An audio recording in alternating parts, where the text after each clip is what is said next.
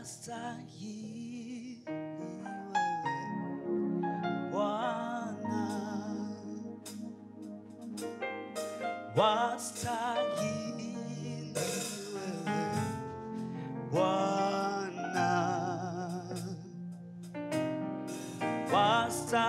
wastahili wewe Bwana,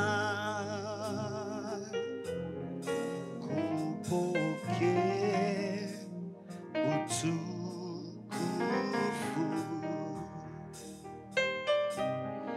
wastahili wewe Bwana,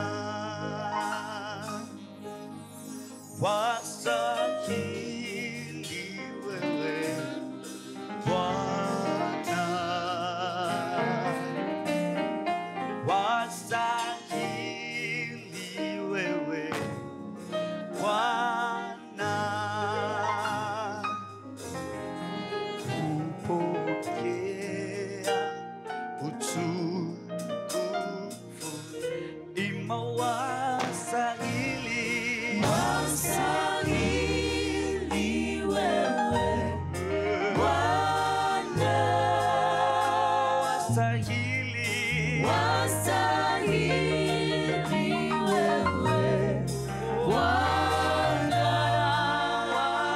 wastahili, wastahili wewe Bwana, Bwana,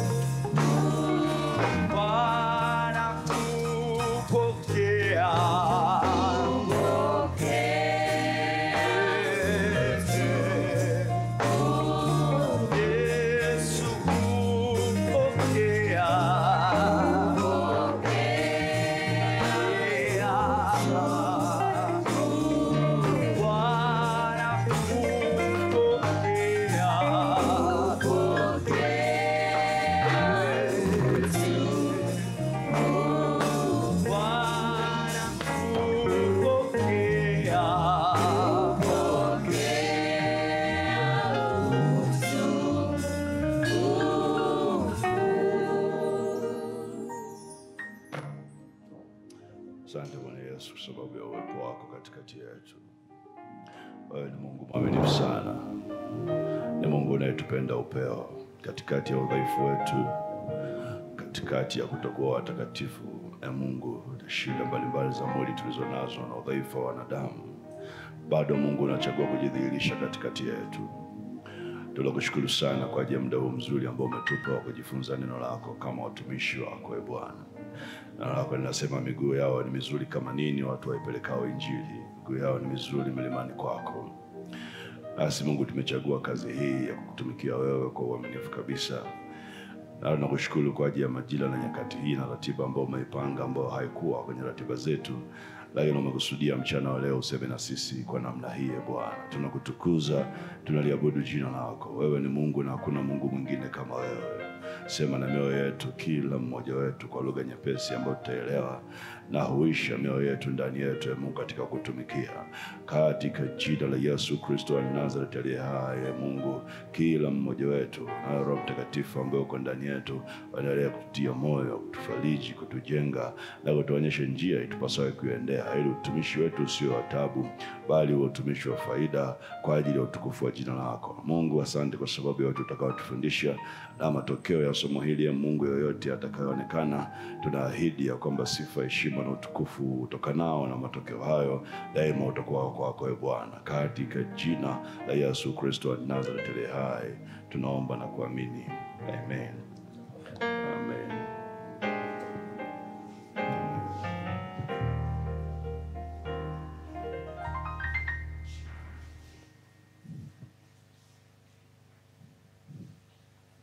Amen. Bwana Yesu asifiwe. Bwana Yesu asifiwe. Amen. Kitu Mungu aliweka ndani yangu kusema na wewe mchana wa leo, kusema na sisi kama watumishi, kina kichwa ambacho kinasema ngazi, sifa na viashiria vya nguvu za giza. Ngazi, sifa na viashiria vya nguvu za giza. Kutambua ngazi, sifa na viashiria vya nguvu za giza. Na ni muhimu sana kutambua hilo, kwa sababu unakuwa unamfahamu adui ambaye unapigana naye. Watu wengi wanapigana na adui wasiyemfahamu. Lakini Wakorintho wa pili, waraka wa pili wa Paulo mtume kwa Wakorintho, ile sura ya 2 mstari wa 11. Waraka wa pili wa Paulo mtume kwa Wakorintho sura ya 2 mstari wa 11 anasema, shetani asije akapata kutushinda, kwa maana hatukosi kuzijua fikra zake.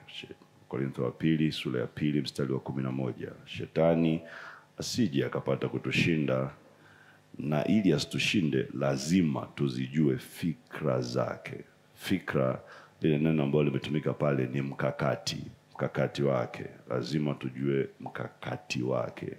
Ukijua mkakati wa shetani, jinsi anavyofanya kazi, Paulo anasema namna hiyo ndio shetani hawezi kukushinda. Lakini usipojua mkakati, falsafa yake ya kufanya kazi, ni wazi ya kwamba utakuwa unapigana na adui ambaye haumjui, na ni hatari kubwa sana. Ni rahisi sana kukushinda au ukamshinda kwa taabu sana. Kwa hiyo Mungu anaweka ndani yangu kusema hii ili somo kwa ngazi, sifa na viashiria vya nguvu za giza, ili kurahisisha au angalau kuweka wepesi kwenye huduma ambao tunafanya. Waefeso sura ya 6, neno la kwanza ni ngazi za nguvu za giza. Nguvu za giza zinafanya kazi kwa ngazi, na lazima ujue hizo ngazi, kwa sababu kila ngazi ina mamlaka yake na ina mipaka yake na maelekezo ambayo inatokea au inapokea kutoka kwenye ngazi nyingine. Sasa Efeso sura ya 6 mstari ule wa 12, Biblia inasema, kwa maana kushindana kwetu sisi si juu ya damu na nyama, bali ni juu, alafu anaanza kutaja zile ngazi. Anasema falme na mamlaka ameunganisha kama ngazi moja, falme na mamlaka. Alafu anasema juu ya wakuu wa giza hili anaitaja kama ngazi, na juu ya majeshi ya pepo wabaya anaitaja kama ngazi katika ulimwengu wa roho, katika ulimwengu wa roho. Ukisoma sura ya 6 wa Efeso mstari wa 12 ni kama vile anatuambia kuna ngazi 3 za ulimwengu wa giza. Lakini ukisoma sura ya kwanza inatuonyesha kitu tofauti. Sura ya kwanza wa Efeso, sura ya kwanza mstari ule wa 21. Wa Efeso sura ya kwanza mstari wa 21. Unaweza kuanza mstari wa 17 ambao tunaupenda. Anasema Bwana Mungu wa Bwana wetu Yesu Kristo, Baba utukufu, awape ninyi roho ya hekima na ufunuo katika kumjua yeye.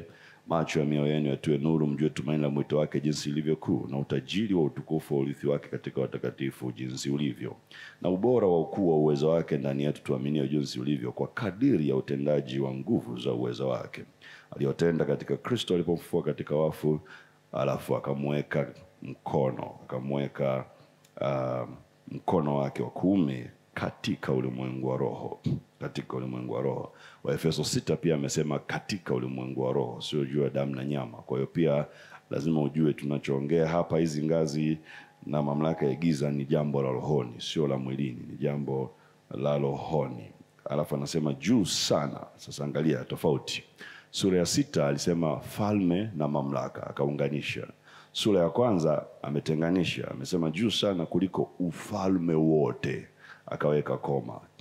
Alafu akasema na mamlaka, akaweka koma. Alafu na nguvu na usultani na kila jina litajalo, wala si ulimwenguni humu tu, bali katika ule ujao pia. Kwa hiyo hii ni eneo mojawapo ambalo nafikiri jana nimekuwa nikikwambia, unavyosoma Biblia unahitaji kwenda mbele na nyuma ili kuelewa. Ukitaka kuelewa hizi ngazi vizuri kwenye Efeso sura ya 6 hautazielewa vizuri, lakini sura ya kwanza zimeelezwa vizuri.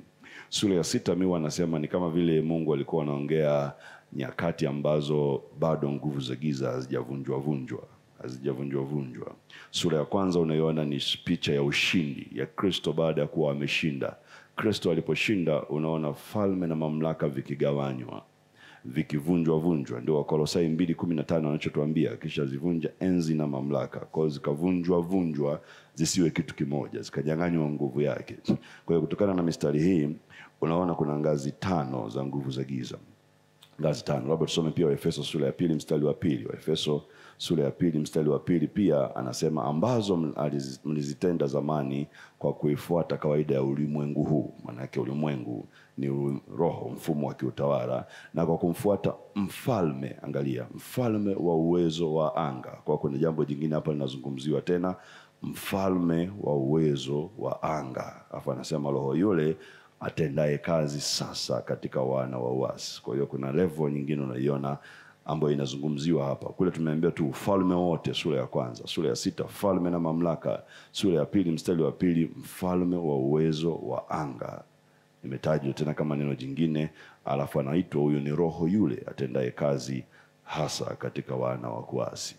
Na ukisoma Biblia utagundua nguvu za giza zinafanya kazi au zinatenda kwenye ngazi 5. Zinatenda kazi kwenye ngazi 5. Ngazi ya juu kabisa of course kama unavyojua ni Ibilisi. Kwa hiyo kule juu amekaa Ibilisi au Lucifer. Ibilisi au Lucifer ni ngazi ya juu kabisa. Ndiye aliyeanzisha uasi, ndiye aliyetupwa chini. Yeye ni mamlaka ya juu kabisa ya nguvu za giza. Ndiye anaitwa Mungu wa dunia hii. Kwa hiyo yeye kwa upande wao ni Mungu kama sisi tunavyomwabudu Mungu wetu. Na anafanya kazi kwa utatu kama vile ambavyo upande wa nuru unafanya kazi. Ibilisi pia anafanya kazi kwa utatu. Sisi tunao utatu mtakatifu, yeye anao utatu sijui mchafu au tutauhitaji, lakini ana utatu wake unaofanya kazi. Yeye akiwa kama Mungu Baba, alafu kuna mpinga Kristo na kuna nabii wa uongo. Mpinga Kristo na kuna nabii wa uongo. Kwa hiyo mpinga Kristo anafanya kazi kama Yesu mwana wa Mungu. Nabii wa uongo anafanya kazi kama Roho Mtakatifu. Na wote wanafanya utatu wa giza ambao ni wa Ibilisi. Kwa hiyo ukizungumza nafasi ile ya juu ya Ibilisi, maana yake hapo unamweka na mpinga Kristo na hapo unamweka na nabii wa uongo. Na ni muhimu ukajua waraka wa kwanza wa Yohana unatuambia wazi ya kwamba mpinga Kristo hajaja ulimwenguni, atakuja nyakati za mwisho, lakini roho ya mpinga Kristo inafanya kazi hata sasa. Kwa hiyo roho ya mpinga Kristo iko hata sasa inafanya kazi. Roho ya nabii wa uongo iko hata sasa inafanya kazi. Roho zao tayari zinafanya kazi duniani. Wao kiuhalisia tunajua watakuja mwisho, ule mwisho unapokaribia wakati wa dhiki kuu na kile kipindi cha mwisho wa dunia, lakini roho zao zinafanya kazi hata sasa hivi. Kwa hiyo Ibilisi kwenye nguvu zake na mamlaka yake na hao washirika wake wawili ambao wanafanya utatu wa giza wa Ibilisi, lakini ana roho wanaotenda kazi pamoja na yeye kwenye ngazi hiyo ya juu. Afanye kazi peke yake kwa sababu kwenye ngazi hiyo yeye ni mfalme wa dunia, na ndicho kitu kitakachotokea mwishoni. Dunia hii ya sasa inakoelekea pia ni kutengeneza kitu kinaitwa world order, mfumo wa kiutawala wa dunia. Dunia iwe na mtawala mmoja, iwe na rais mmoja, ndio mfumo ambao unatengenezwa. Ukiona kuna makundi yanatengenezwa, Umoja wa Afrika Mashariki, sijui COMESA, sijui Umoja wa Afrika, una Umoja wa Ulaya na makundi mbalimbali, ujue ni maandalizi ya ule mwisho. Kinacholengwa ni kwamba dunia iwe na mfalme mmoja, mtawala mmoja, kama vile ambavyo ulimwengu wa giza unavyofanya kazi, na itafika wakati huo na si mbali sana. Bwana Yesu asifiwe. Bwana Yesu asifiwe. Kwa hiyo ndio kinachotafutwa, lakini Ibilisi anafanya kazi. Kuna roho watendao kazi pamoja na yeye kwenye ngazi hiyo ya dunia, kiacha hao wawili ambao wanafanya utatu wa giza, lakini kuna roho kama joka, na mtu anaitwa joka au anaitwa Lewiathan. Ukisoma kwenye Biblia, Zaburi nafikiria 18 kama sikosei, na maeneo mengine kwenye kitabu cha Ayubu, unakuta kuna joka anaitwa Lewiathan. Ameelezewa kama joka, mahala pengine ameelezewa kama mamba, lakini ni roho inayotenda kazi pamoja na Ibilisi na roho nyingine ambazo zinatenda kazi pamoja na yeye. Kwa hiyo ni mkuu wa dunia, na kama alivyo mkuu wa dunia na wapambe wengi ambao wanafanya kazi pamoja na yeye. Usifikiri yuko peke yake. Chini ya mkuu wa dunia Ibilisi au ulimwengu ambao ni ngazi ya juu, ni ngazi inayofuata ambayo ni falme za giza. Falme za giza, au kwa jina jingine ni wakuu wa anga. Ile wa Efeso wa pili sura ya pili mstari wa pili anaposema mkuu wa anga, wa uwezo wa anga, ni ngazi hiyo, ni ngazi ya falme za giza. Falme za giza. Na ngazi ya falme za giza hii ni watendakazi wa Ibilisi kwenye kiwango cha nchi, kwenye kiwango cha nchi. Kwa hiyo kila nchi huku duniani, kila taifa huku duniani lina mwakilishi wa Ibilisi ambaye ni mkuu wa ulimwengu wa giza kwenye hilo taifa.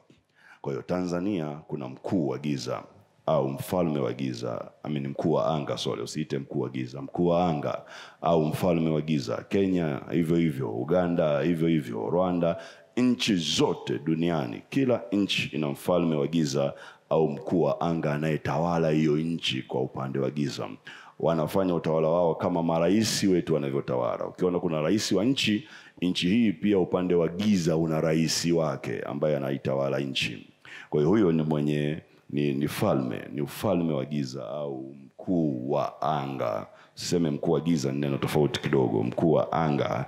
Kwa hiyo ni ngazi ya pili. Kila nchi naye, na amewekwa na Ibilisi. Kwa hiyo Ibilisi anachagua mtu wa kusimamia mambo yake kwenye nchi fulani fulani. Kumbuka hawezi kuwepo kila sehemu wakati wote kama Mungu wetu. Kwa hiyo lazima awe na wawakilishi kila sehemu. Kwa hiyo falme ni kiwango cha pili cha ukubwa kwa nguvu za giza na jinsi ambavyo zinatenda kazi, au ngazi ya pili kwa ukubwa. Ngazi ya tatu ni wenye mamlaka. Ngazi ya tatu ni wenye mamlaka. Hawa kiroho ni walinzi wa maslahi ya nguvu za giza kwenye maeneo yao. Hawa ni walinzi wa maslahi ya nguvu za giza kwenye maeneo yao. Hawa ndio wanakamata, ndio roho zenye nguvu. Kama tungesema kwa jina jingine, hizi ndio roho zenye nguvu katika ulimwengu wa giza. Ukiona ile sura ya kwanza hapo unasema falme na mamlaka na usultani na nguvu ni wenye mamlaka. Ni walinzi ambao wanashikilia maslahi ya nguvu za giza kwenye eneo fulani. Na hawa ni muhimu sana ukajua ya kwamba nguvu za giza zinaweza zikakaa maeneo tofauti.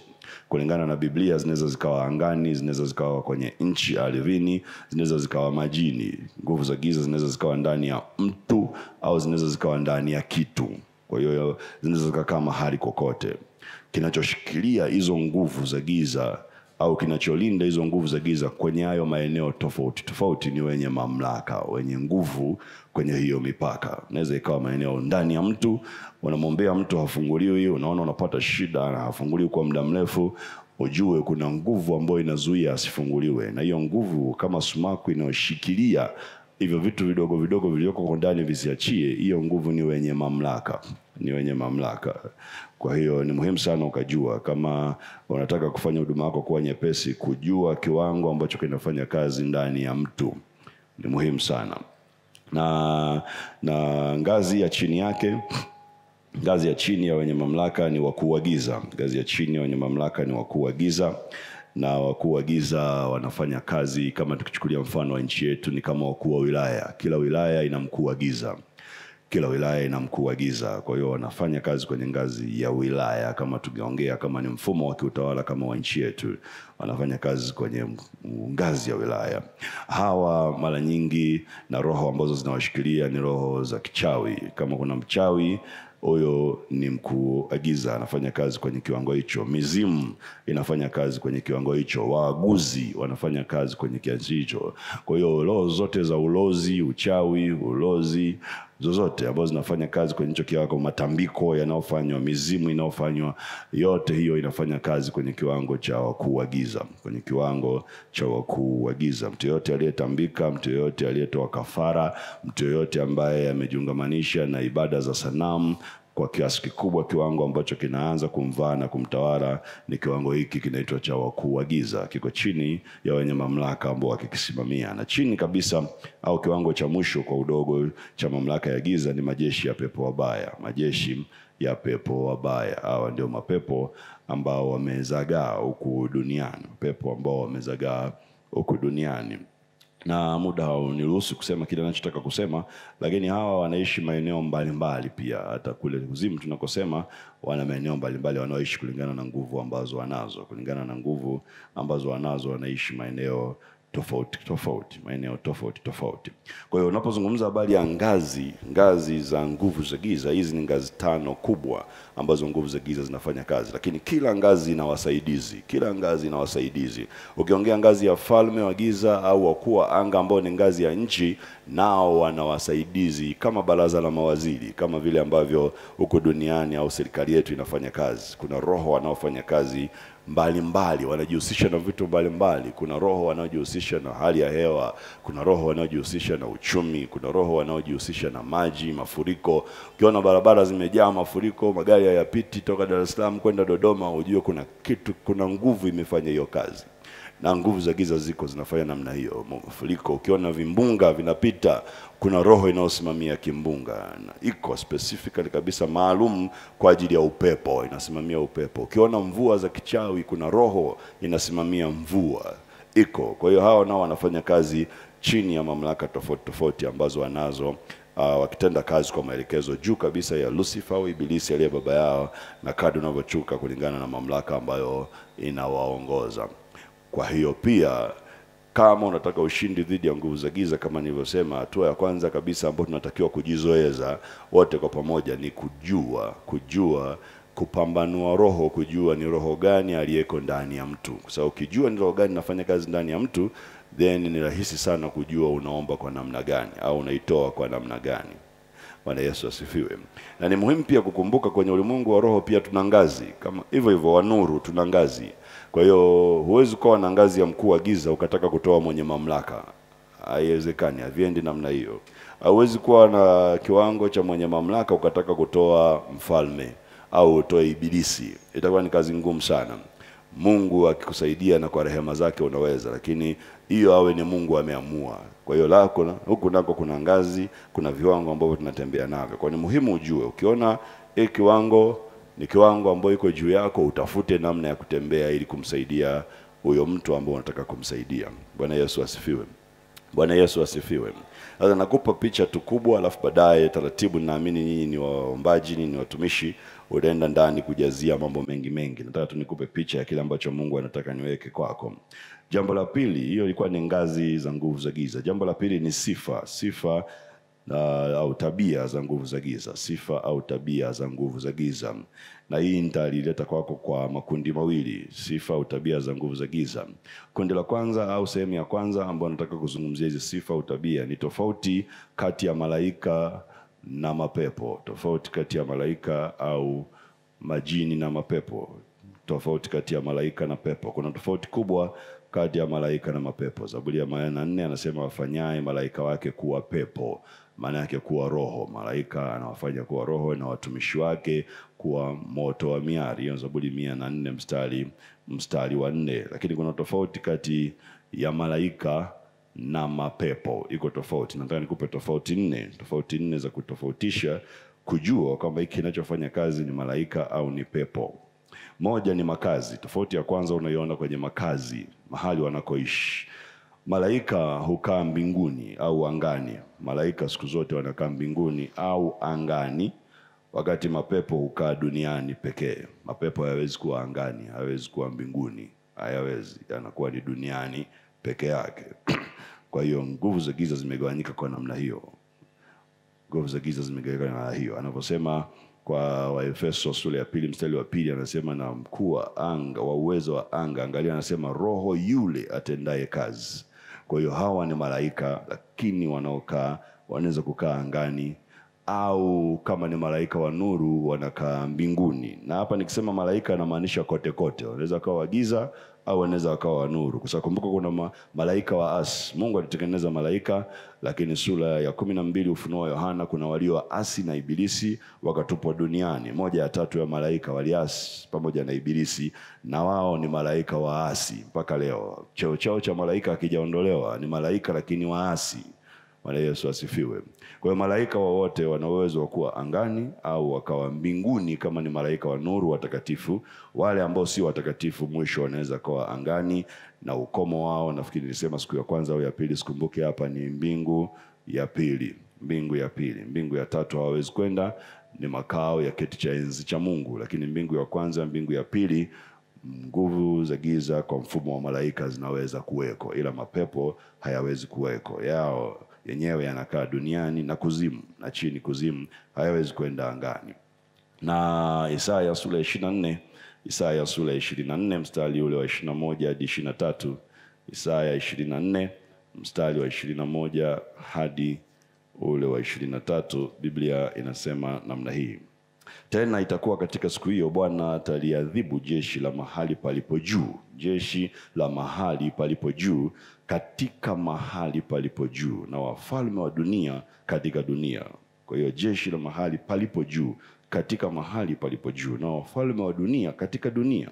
Nao watakusanyika pamoja kama vile wakusanyavyo wafungwa katika shimo, nao watafungwa katika gereza, na baada ya muda wa siku nyingi watajiliwa. Ndipo mwezi utatahayari na jua litaona haya, kwa kuwa Bwana wa majeshi atatawala katika mlima wa Sayuni na katika Yerusalemu, na mbele ya wazee wake kwa utukufu. Kwa hiyo unaona kuna makazi ambayo ni ya angani, kuna makazi ambayo ni ya dunia au katika nchi, kuna makazi ambayo ni ya shimoni, na sio shimoni tu, kuna mengine ni gerezani. Ni maeneo tofauti kabisa huko kuzimu. Kuzimu ina maeneo 5 ambayo yako kuzimu. Shimoni mojawapo, gerezani mojawapo, na maeneo mengine ambayo nafikiri nikianza kwenda huko sitatimiza kile ambacho nataka kukuambia. Lakini nataka uone kwamba kuna watakao hukumiwa angani katika anga lao, kwa sababu wao wanakaa angani, ni wafalme wa mahali palipo juu. Na kuna wanaokaa duniani watahukumiwa kwa duniani. Kuna wanaokaa shimoni watahukumiwa shimoni. Wanaoweza kwenda angani au mbinguni ni malaika. Mbinguni wa nuru, angani malaika waasi wanaishia. Wanaokaa duniani au shimoni malaika au mapepo. Malaika wanaweza kuwa kokote, lakini mapepo yanaweza kuwa duniani au yanaweza kuwa shimoni. Mathayo sura ya 12 mstari wa 43. Mathayo sura ya 12 mstari wa 43, pepo mchafu amtokapo mtu hupitia mahali pasipo maji akitafuta mahali pa kupumzika asipate.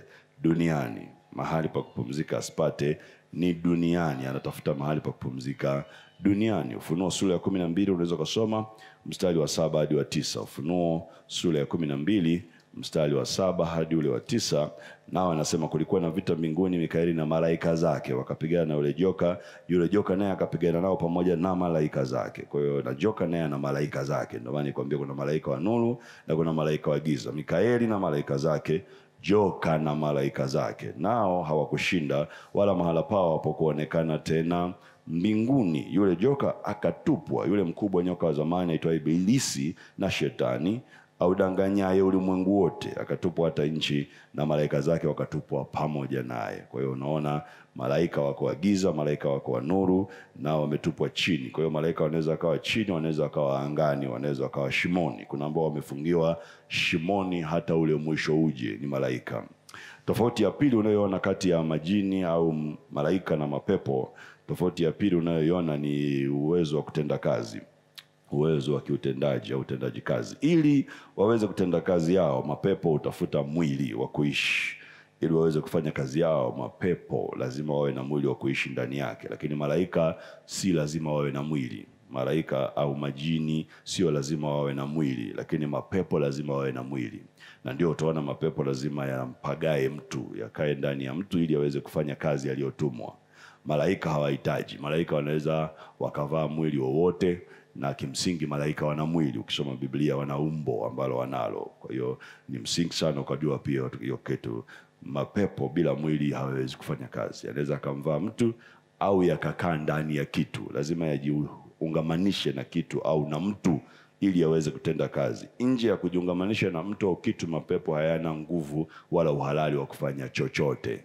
Ndio maana yanang'ang'ania kukaa kwenye miili ya wanadamu. Tofauti ya tatu, hiyo ni Mathayo 12:43 pia. Mathayo 12:43. Tofauti ya tatu ambayo unaiona, malaika kama nilivyosema wana mwili, lakini mapepo ni roho ambao hawana mwili. Malaika wana umbo, wanaweza kupewa umbo, wametokea mara kadhaa duniani kwa umbo kabisa wakionekana, na ndivyo walivyo. Walionekana, unakumbuka kwa Daudi, malaika ameshika upanga kwenye viwanja vya Arauna akiua watu kwa tauni, ni malaika alionekana. Isaya sura 30 nafikiri na 5:37 inaeleza malaika alionekana na upanga akaua watu 185,000. Malaika wanaonekana maeneo mengi. Mara pengine ambako Biblia imezungumza neno malaika tu, ujue hao ni malaika. Sehemu nyingi ambazo Biblia inasema malaika wa Bwana au malaika wa Mungu, hasa kwenye Agano la Kale, ilikuwa ni ufunuo wa Kristo Yesu. Kwa hiyo mahali aliposema malaika wa Bwana au malaika wa Mungu, mara nyingi kwenye Agano la Kale ilikuwa inamzungumzia Yesu Kristo, ambaye alikuwa hajaja katika mwili, lakini alikuwa anakuja kwa mfumo wa malaika. Kwa hiyo ni muhimu kujua, kina Manoa walimuona malaika aliyowaletea habari za kuzaliwa kwa Samsoni, lakini kimsingi alikuwa ni Yesu Kristo aliyekuwa ameleta zile habari, lakini alikuja kwa mfumo wa malaika. Kwa hiyo malaika mara nyingi wana maumbo, wana mwili, lakini mapepo hawana mwili, hawana maumbo, wao ni roho, na ndio maana lazima wapate mwili ili kuishi ndani yake. Waamuzi sura ya 13 mstari wa 6. Waamuzi sura ya 13 mstari ule wa 6, Biblia nilionayo mimi ina maneno yafuatayo. Waamuzi sura ya 13 mstari wa 6 ndio habari ambayo nilikuwa nakwambia hapa ya malaika aliyeleta habari. Ndipo yule mwanamke akaenda akamwambia mume wake akisema, mtu wa Mungu alinijia na uso wake. Unaona, mtu wa Mungu alinijia na uso wake ulikuwa kama uso wa malaika wa Mungu. Uso ulikuwa kama uso wa malaika wa Mungu, wa kutisha sana. Nami sikumuuliza umetoka wapi, wala hakuniambia jina lake. Ni malaika, lakini huu ni ufunuo wa Kristo Yesu. Lakini alikuwa ni malaika ambaye ana uso, na aliuona uso wake na akasema ni kama uso wa malaika wa Mungu. Kwa hiyo malaika wana umbo. Matendo sura ya 10 mstari wa 10. Matendo sura ya 1. Matendo ya Mitume sura ya 1 mstari wa 10. Matendo ya Mitume sura ya 1 mstari wa 10. Walipokuwa wakikaza macho mbinguni, yeye alipokuwa akienda zake, tazama watu wawili wakasimama karibu nao, wenye nguo nyeupe. Watu, unaona umbo lao walisioni, watu wawili wenye nguo nyeupe, lakini hao walikuwa ni malaika. Kwa hiyo walikuwa na umbo la watu na walikuwa wamevaa nguo nyeupe. Utakumbuka jana nikusomea habari za Mariamu Magdalena, aliona malaika wawili ndani ya kaburi, nao walikuwa na umbo. Kwa hiyo malaika wanaweza kuwa na umbo, malaika wanaweza kuwa na mwili. Jambo la 4 au tofauti ya 4 kati ya malaika, mapepo na majini. Jambo la 4 ni kwamba malaika kama nilivyosema wako angani au mbinguni, wako duniani na kuzimu. Wanaweza kuwa angani, Wanaweza kuwa mbinguni kama ni malaika wa nuru, wanaweza kuwa duniani na wanaweza kuwa kuzimu, lakini mapepo yapo shimoni, kuzimu na duniani, hayawezi kuwa angani. Isaya ile sura 24 ambayo tumesoma imetuonyesha jambo hilo, lakini Ufunuo wa Yohana sura ya 18 mstari wa 2 nayo inazungumza jambo hilo. Malaika wanaweza kuwa kokote wakati wowote, lakini sio mapepo. 18 mstari wa 2 Ufunuo wa Yohana, Biblia inasema akalia kwa sauti kuu akisema, umeanguka Babeli ule mkuu, umekuwa maskani ya mashetani na ngome ya kila roho mchafu na ngome ya kila ndege mchafu mwenye kuchukiza. Umeanguka Babeli ule mkuu, umekuwa maskani, umekuwa nyumba ya mashetani na ngome ya kila roho. Kwa hiyo ni duniani, Babeli ni duniani. Lakini anasema huu mji umeanguka, na ulivyoanguka sasa umekuwa maskani ya mashetani. Maana yake akisema mashetani ni kwa viwango tofauti tofauti. Wanaweza wakakaa ardhini au duniani, lakini pia kila roho mchafu, maana yake asiye na mwili. Roho maana yake hana mwili, naye anaweza akakaa, na ngome ya kila ndege. Umeona hapa mapepo yamechukua picha ya ndege au umbo la ndege.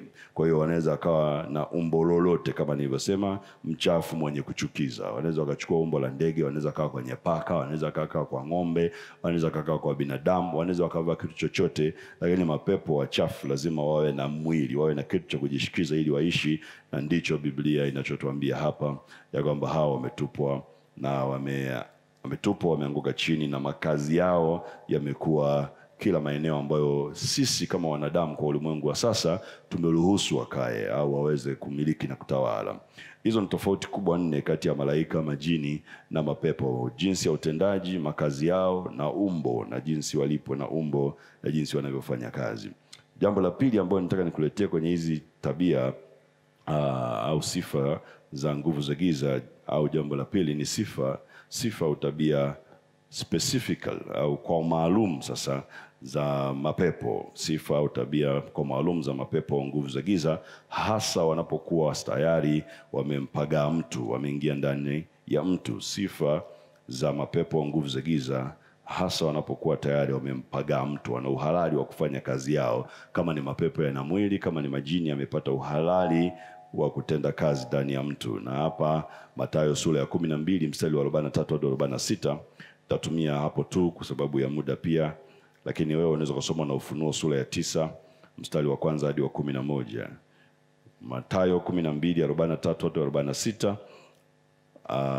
au hadi 45 tutasoma. Ufunuo sura ya 9 mstari wa 1 hadi wa 11, na Ufunuo sura ya 16 mstari wa 13. Unaweza kusoma vyote kwa wakati mmoja. Lakini Mathayo sura ya 12 mstari wa 43 hadi ule mstari wa 45, tusome hadi wa 45. Biblia inasema hivi, angalia, anasema pepo mchafu amtokapo mtu hupitia mahali pasipo maji, akitafuta mahali pa kupumzika asipate.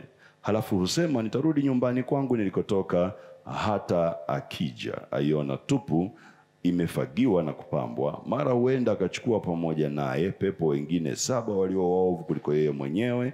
Alafu anasema nao huingia na kukaa humo, na mtu yule hali yake ya mwisho huwa mbaya kuliko ya kwanza. Ndivyo itakavyokuwa kwa kizazi hichi kilicho kibaya. Kwa hiyo kwa kizazi kilicho kibaya, hivyo ndivyo nguvu za giza zitakavyofanya kazi. Ndivyo anavyoeleza. Kwa hiyo hata leo nguvu za giza zinafanya kazi kwa sifa ambazo zimetajwa kwenye hii mistari. Anasema ndivyo kitakavyokuwa hiki kizazi. Na hapa mimi na sifa kama 13 ambazo naziona kutoka na hii mistari miwili mitatu. Kuna sifa kama 13 ambazo unatakiwa kuziangalia muda wote unapofanya kazi ya utumishi wako na kuombea watu au kujiombea au kuombea watoto wako kwa habari ya nguvu za giza. Na hapa niseme jambo, ni muhimu sana kuombea watoto wetu. Sana wale ambao tayari wanaweza kuongea, waombee kama tunavyokuwa kukiri, kama ambavyo tunasemesha watu hapa. Usikimbie kuombea tu watu kanisani. Hakikisha una vipindi nyumbani vya kuomba na familia yako na kufanya maombi ya ukombozi. Ni muhimu sana. Wasemeshe sala ya toba, wape wakili, kemea. Kama unaona kuna vitu vya kukemea, kemea hivyo vitu vitoke. Na kama hawawezi kuongea wakiwa wamelala, weka mikono yako kichwani kwa watoto, waombee ukombozi na watamkie maneno ya kuwakomboa. ni muhimu sana. Bwana Yesu asifiwe. Tulikuwa na kesi nafikiri wiki 2-3 juzi kama sikosei, kama wiki 2 au 3 nyuma, ya familia moja ambayo mtoto wao wa kiume mdogo ana miaka mingapi sijui 4 labda miaka 4. Ana miaka 4. Amekuwa na kesi ya kwamba anawaingilia watoto wengine wa kike wadogo wa saizi yake. Ana miaka 4. Kwa hiyo mmoja wa watoto akawa analalamika kwa mama yake ya kwamba fulani ananivua nguo alafu ananiingilia, naumia. Mtoto mdogo naye. Kwa hiyo wale rafiki zetu wakatupigia na tukaenda kuwatembelea na tukawa tunaongea nao. Wamekasirika, wanataka kumpiga yule mtoto. Nikamwambia msimpige kwanza. Ukimpiga unaweza usipate kitu ambacho unataka. Kwa hiyo tulipofika tukawamuita yule mtoto wa kiume na tukawa tunaongea naye.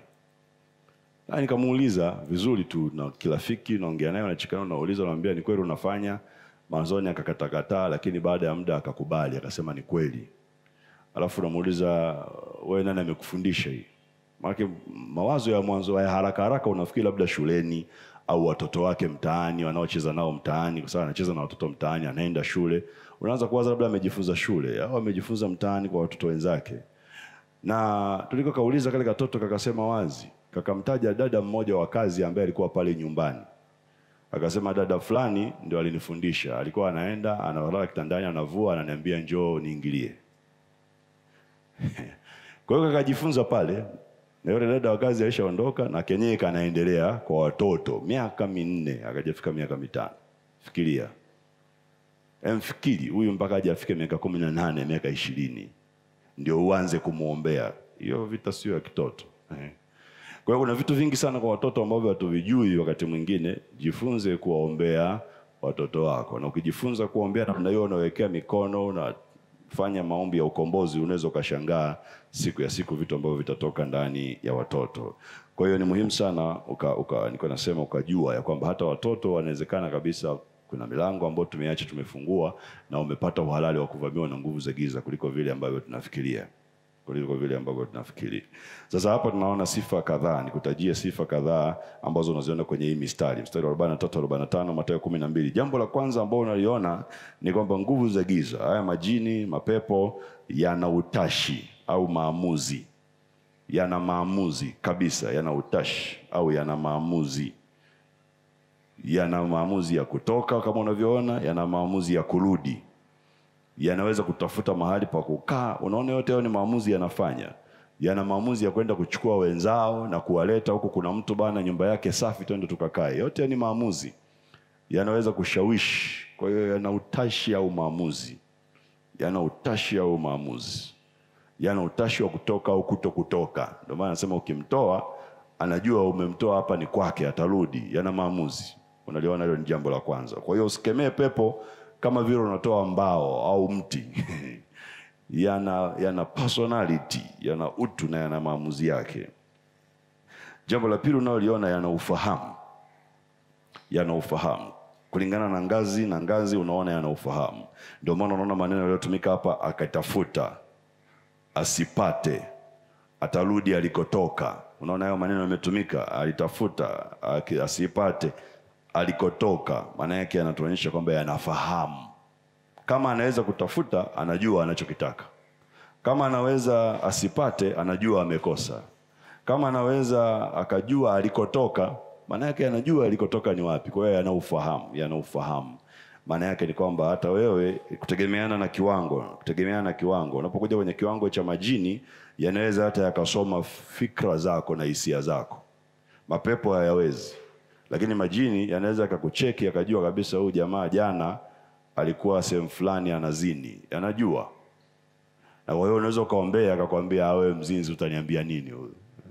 Sio muda wote anasema kweli, lakini kwa viwango vyao kuna ambao anasema kweli. Kuna ambao anaweza akakuangalia akakuona muoga. Na mwingine anamwambia wewe muoga tu. Wengine akishaambiwa hivyo anakasirika, wanatoka kwenye mudi na ndio anachotafuta. Yamekutoa, mchezo umeisha. Kama umepata hasira huwezi tena kuendelea na hiyo vita. Kwa hiyo sio mara zote anasema ukweli, lakini yana ufahamu, yanaweza yakajua, yana ufahamu nguvu ulionayo ndani. Kwa hiyo yanaweza yakareact au yasireact kulingana na nguvu ambayo unayo ndani. Jambo la tatu ambalo naliona, yanachoka. Mapepo au nguvu za giza zozote nazo zinachoka, kwa sababu ukiona neno ambalo limetumika hapa, anasema akitafuta mahali pa kupumzika. Mstari wa 43 anasema akitafuta mahali pa kupumzika. Kama yanataka kupumzika, maana yake yanachoka. Tunaenda sawa sawa. Kwa hiyo unapoombea, wakati mwingine komaa, kwa sababu kama hayataondoka kwa nguvu ulizonazo, yanaweza akaondoka kwa kuchoka. Yakawa na hapa tu nguvu zetu zimeisha, acha tutoke tukapumzike, tutarudi baadaye. Sasa yakitoka kwa staili hiyo, unahitaji pia kujua kama muombaji huyu mtu ambaye amekombolewa nini afanye na umsaidie nini ili asirudi. Lakini anaweza akachoka. Mara nyingi mapepo au nguvu za giza, majini, mara nyingine hayatoki kwa sababu tumeyashinda nguvu, mara nyingine yanatoka kwa sababu yamechoka. Na yakichoka kama binadamu alivyo, yanaamua kuachia, yanaondoka. Lakini ni moja ya sifa alionayo. Jambo la 4, yanakumbuka. Anasema nitarudi kwangu. Neno ambalo limetumika pale, anasema nitarudi. Mara huenda akachukua nyumbani kwangu, mstari wa 44. Halafu husema nitarudi nyumbani kwangu nilikotoka. Kwa hiyo yanakumbuka yalikotoka. Maana utayafukuza, yataenda. Kama ni shimoni, utakako yaamuru yaende. Kama ni juu ya miti, kokote. Na ndio maana ni muhimu pia niseme jambo, kama unakemea mapepo, na wengine wanapenda kuhojiana na mapepo, ambalo ni sahihi kabisa, hakuna shida yoyote. Lakini ukihoji, kama ukiamua kuyaamuru, hakikisha umeamuru yaende sehemu fulani. Ni muhimu sana pia hiyo, ili kuhakikisha yanakwenda sehemu ambayo umekusudia. Sasa angalia, yakienda huko unako yaamuru, yanasema yatakumbuka. Yanaweza kukumbuka kwangu nilikotoka. Kwa hiyo yanaweza yakarudi kwa sababu yanakumbuka. Kwa hiyo yanakumbukumbu. Na kile kitabu cha maombi ambacho nakitangaza, kama ukipata neema kukinunua, moja ya kitu ambacho nimezungumzia mle ni jinsi ambavyo ulimwengu wa roho unafanya kazi, wote wa giza na wa nuru. Na moja ya silaha ambayo inatumika kufanya kazi kwenye ulimwengu ni lugha ya ishara au mihuri au chapa za rohoni. Kwa hiyo kuna chapa, wakati mwingine anaweka alama, kumbukumbu. Kama sisi tukiokoka tunapewa chapa ya Roho Mtakatifu, tutatiwa muhuri na Roho Mtakatifu. Kama Kaini alivyomwomba Mungu amuonee huruma asije akauawa na mtu yote atakayemwona, Mungu akamtia alama. Ndivyo ulimwengu wa roho unavyofanya kazi. Kwa hiyo kuna alama ziko miguuni, kuna alama mikononi, kuna alama kwenye mapaji ya uso, inaweza zikawa kwenye akili. Kumbuka mwisho wa dunia watu watapewa alama ya 666 kwenye paji ya uso na kwenye mikono. Ndivyo ulimwengu wa giza unafanya kazi hata leo. Kwa hiyo mapepo pia yanapokuja na nguvu za giza zinaweka alama za umiliki. Kwa hiyo hizo zinawasaidia kukumbuka ya kwamba huyu ni mali yetu, lakini zikiona alama zitakumbuka. Kwa hiyo zinaweza zikakumbuka. Jambo la 5, yana umiliki. Yanasema nyumbani kwangu. Nitarudi nyumbani kwangu nilikotoka. Kwangu maana yake ni umiliki, yanamiliki. Yakija kwa mtu, yanamiliki huyo mtu, anakuwa ni mali yake, au hicho kitu kinakuwa ni mali yake. Jambo la 6, yana utambuzi. Pepo au nguvu za giza zina utambuzi, zinaweza kutambua. Unasema umejuaje? Maneno ambayo yalitumika yanasema akirudi aiona tupu. Hata akija aiona itupu, imefagiwa na kupambwa. Unaona hayo maneno yanatambua kwamba hapa pako tupu, hapa pamefagiliwa, hapa pamepambwa. Yana utambuzi. Kwa hiyo yanaweza yakatambua, kama ambavyo nilivyosema, kama una nguvu ndani au hauna nguvu. Kama sasa wewe umekuwa ni wa Kristo kweli, na kwa hiyo hayawezi kuingia kwako, yanatambua. Yakikuta hapajafagiwa, hapako safi, hapajapambwa, yanajua hatuwezi kuingia hapa. Kwa hiyo yana utambuzi, yanaweza kutambua. Jambo la 7, yanasaidiana. Nguvu za giza zinasaidiana kwa viwango vyake, hivyo tofauti, yanasaidiana. Biblia inasema mara huenda akachukua pamoja naye pepo wengine 7 walio waovu kuliko yeye mwenyewe. Akachukua wengine 7 wenye nguvu, waovu kuliko yeye. Kwa nini waovu kuliko yeye? Ili waje wamsaidie kumteka huyo mtu, na pengine wasitolewe kiurahisi. Kwa hiyo yanasaidiana. Na hii ni muhimu sana. Wakati mwingine unapoombea watu, usihangaike na mtu mmoja. Ukiombea watu, ndio maana huwa nawaambia na wapendwa, wanaombea watu wamefumba macho. Ile ni hatari sana. Ni hatari kwa sababu mbili. Hatari ya kwanza, kumbuka unapambana na nguvu za giza. Zinaweza zikafanya chochote, vurugu yoyote wakati wowote. Natolea mfano wa shemeji yangu mmoja, alikuwa anaombea hivyo, ameweka mkono juu ya mtu anaombea, na alishamuona mtu amepagawa pepo, anafumba macho. Alitiwa kidole jichoni. Mtumishi alilazwa miezi 3, jicho alioni. Nusu la mtoboi ngoma ya jicho. Miezi 3 amelazwa. Asante Yesu, alipona. Kwa hiyo wakati mwingine usipigane hii vita umefumba macho. It's very risky, ni hatari. Kama sio kidole anaweza kanunua chochote, akanyanyua chochote labda akakupiga. Kwa hiyo lazima pia uwe macho. Bwana Yesu asifiwe. Bwana Yesu asifiwe. Kwa hiyo ni muhimu sana. Kwa hiyo angalia jinsi nilikuwa nasema unapoomba uwe macho.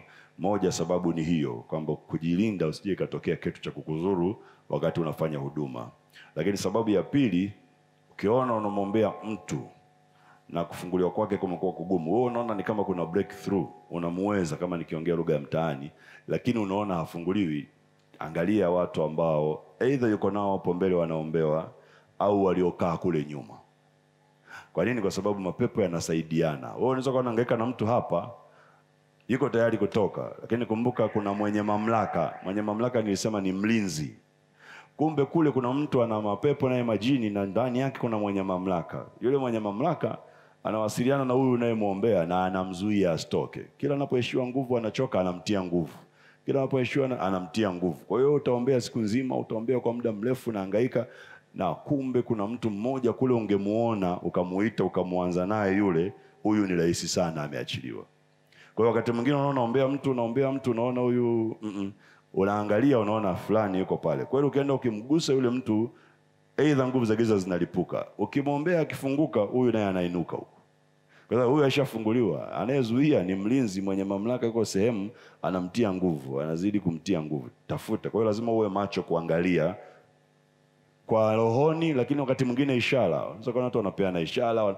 Ukiona mtu anashikashika mikono, anafanya ishara, huyo ni mtu wa mteja wako pia wa kuhangaika naye kwanza, pengine kabla huyo ambaye unamwombea, ili usitumie nguvu kubwa. Huwa kuna kitu nafundisha kwamba kuna kitu Mungu amenifundisha, inaitwa ni roho 12 zenye nguvu, yani hao wenye mamlaka 12. Kuna roho 12. Ukisoma mimi kwa mpaka sasa nimevyosoma Biblia, naona kuna roho 12 zenye nguvu. Sasa unahitaji kuzijua hizo roho. Sitafundisha leo wala sio lengo langu, labda wakati mwingine Mungu akitupa neema. Lakini ukijua zile roho 12 ni rahisi, kwa sababu utakuta roho moja imebeba ndani yake viroho vidogo vidogo 7. Kwa hiyo kuliko kuhangaika na viroho vidogo vidogo hivyo 7, kumbe ungepiga roho moja ungekuwa umeviondoa vyote, vile 7 vimeondoka. Kama hao mapepo 7 wanakuja wenye nguvu zaidi yake, Biblia inavyosema, tafuta huyo mwenye nguvu. Ukimpiga huyo, hawa 7 wengine wote au 8 wameondoka. Bwana Yesu asifiwe. Labda niweke hii pointi ya 8 afu nikuelezo hilo. Ni sio ya 8 inasema wanazidiana nguvu. Ni pointi nyingine ambayo nitaka kukupa. Nilisema ile yanasaidiana, hii ya 8 yanazidiana nguvu. Anasema akachukua pepo wengine waovu kuliko yeye.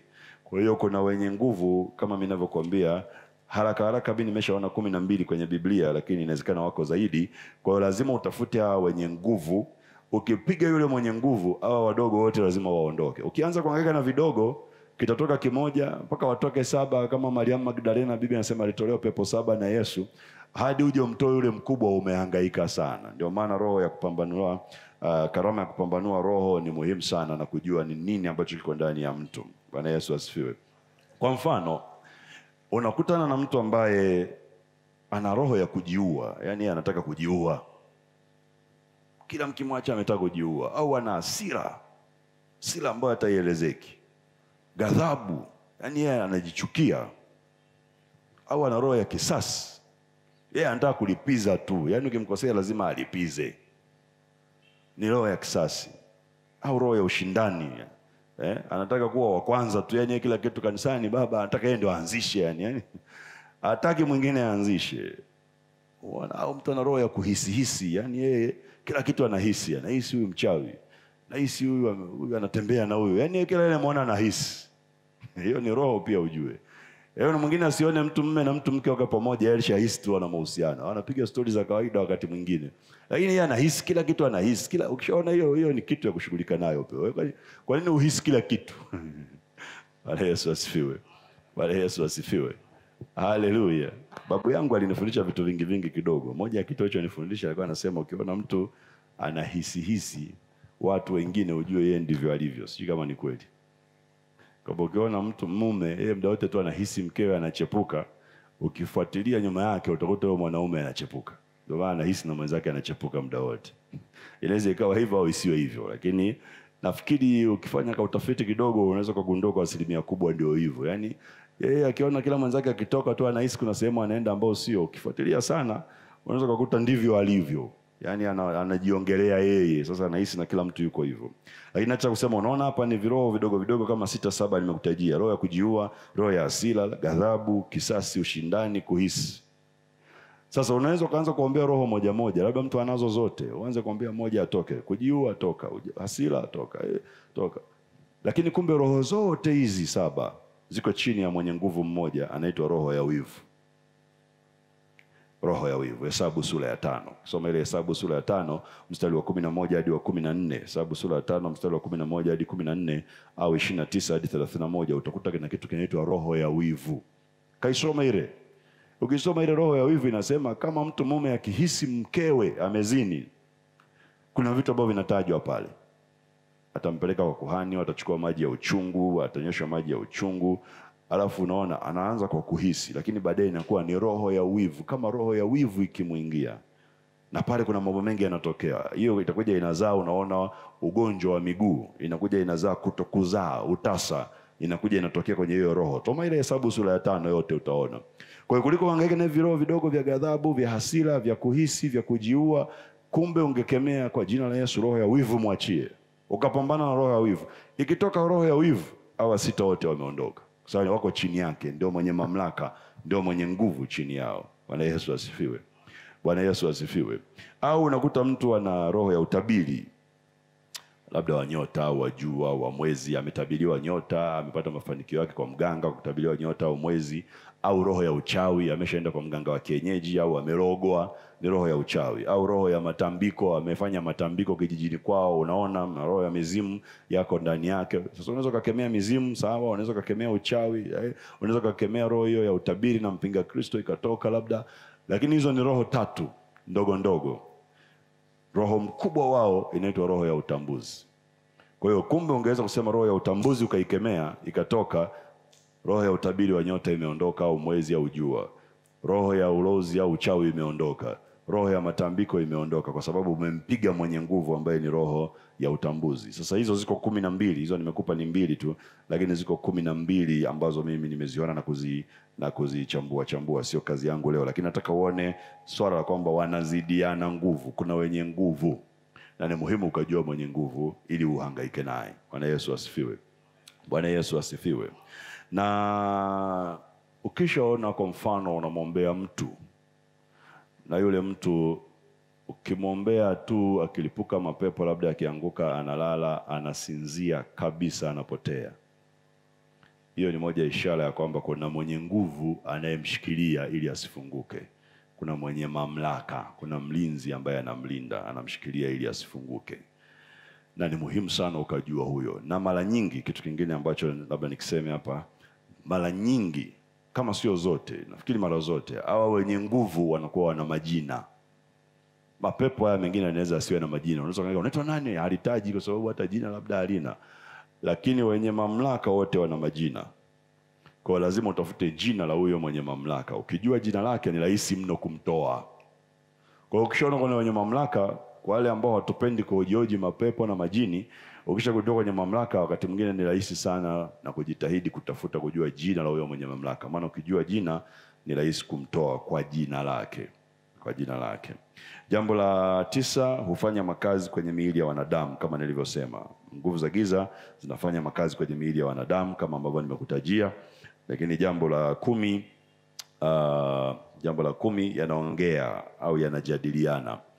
Yote utayaona kwenye ile Mathayo 12. Mwili yalisema ni nyumba yao, lakini pia yanajadiliana. Kwa nini yanajadiliana? Yanaongea kwamba Bwana, kule kuna mtu ambaye ni nyumba yangu, wamenitoa, lakini mimi naona tunaweza tukaenda tukaishi mkinisaidia. Kwa hiyo wanaweza wakajadiliana kama ambavyo nimeongea, ambavyo nimekuambia, aidha kwa ishara au kwa kuongea kabisa kwa lugha yao walionayo, wanaweza wakajadiliana. Na ndio maana anasema huenda akachukua wenzake wenye nguvu, huenda akachukua wenzake wenye nguvu. Jambo jingine 11, yanakaa mahali ambapo hakuna Yesu au hakuna neno. Kama neno liko ndani yako au Yesu Kristo yuko ndani, mapepo au nguvu za giza haziwezi kukaa ndani yako. Sasa hapa kuna tofauti ya kuvamiwa au kuvagawa na nguvu za giza na kushawishiwa na nguvu za giza. Watu wote ambao wameokoka na wamempokea Kristo kuwa Bwana na Mwokozi wa maisha yao na wanaliishi neno, nguvu za giza haziwezi kukaa ndani yao, haiwezekani.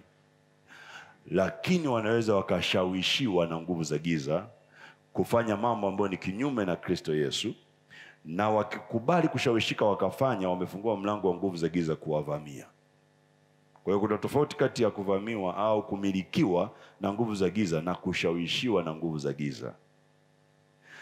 Kushawishiwa na nguvu za giza kunaweza kutokea kwa yoyote, hata aliyeokoka. Ndio maana alienda kumshawishi Yesu, kama wewe ni mwana wa Mungu jitupe chini, malaika watakudaka.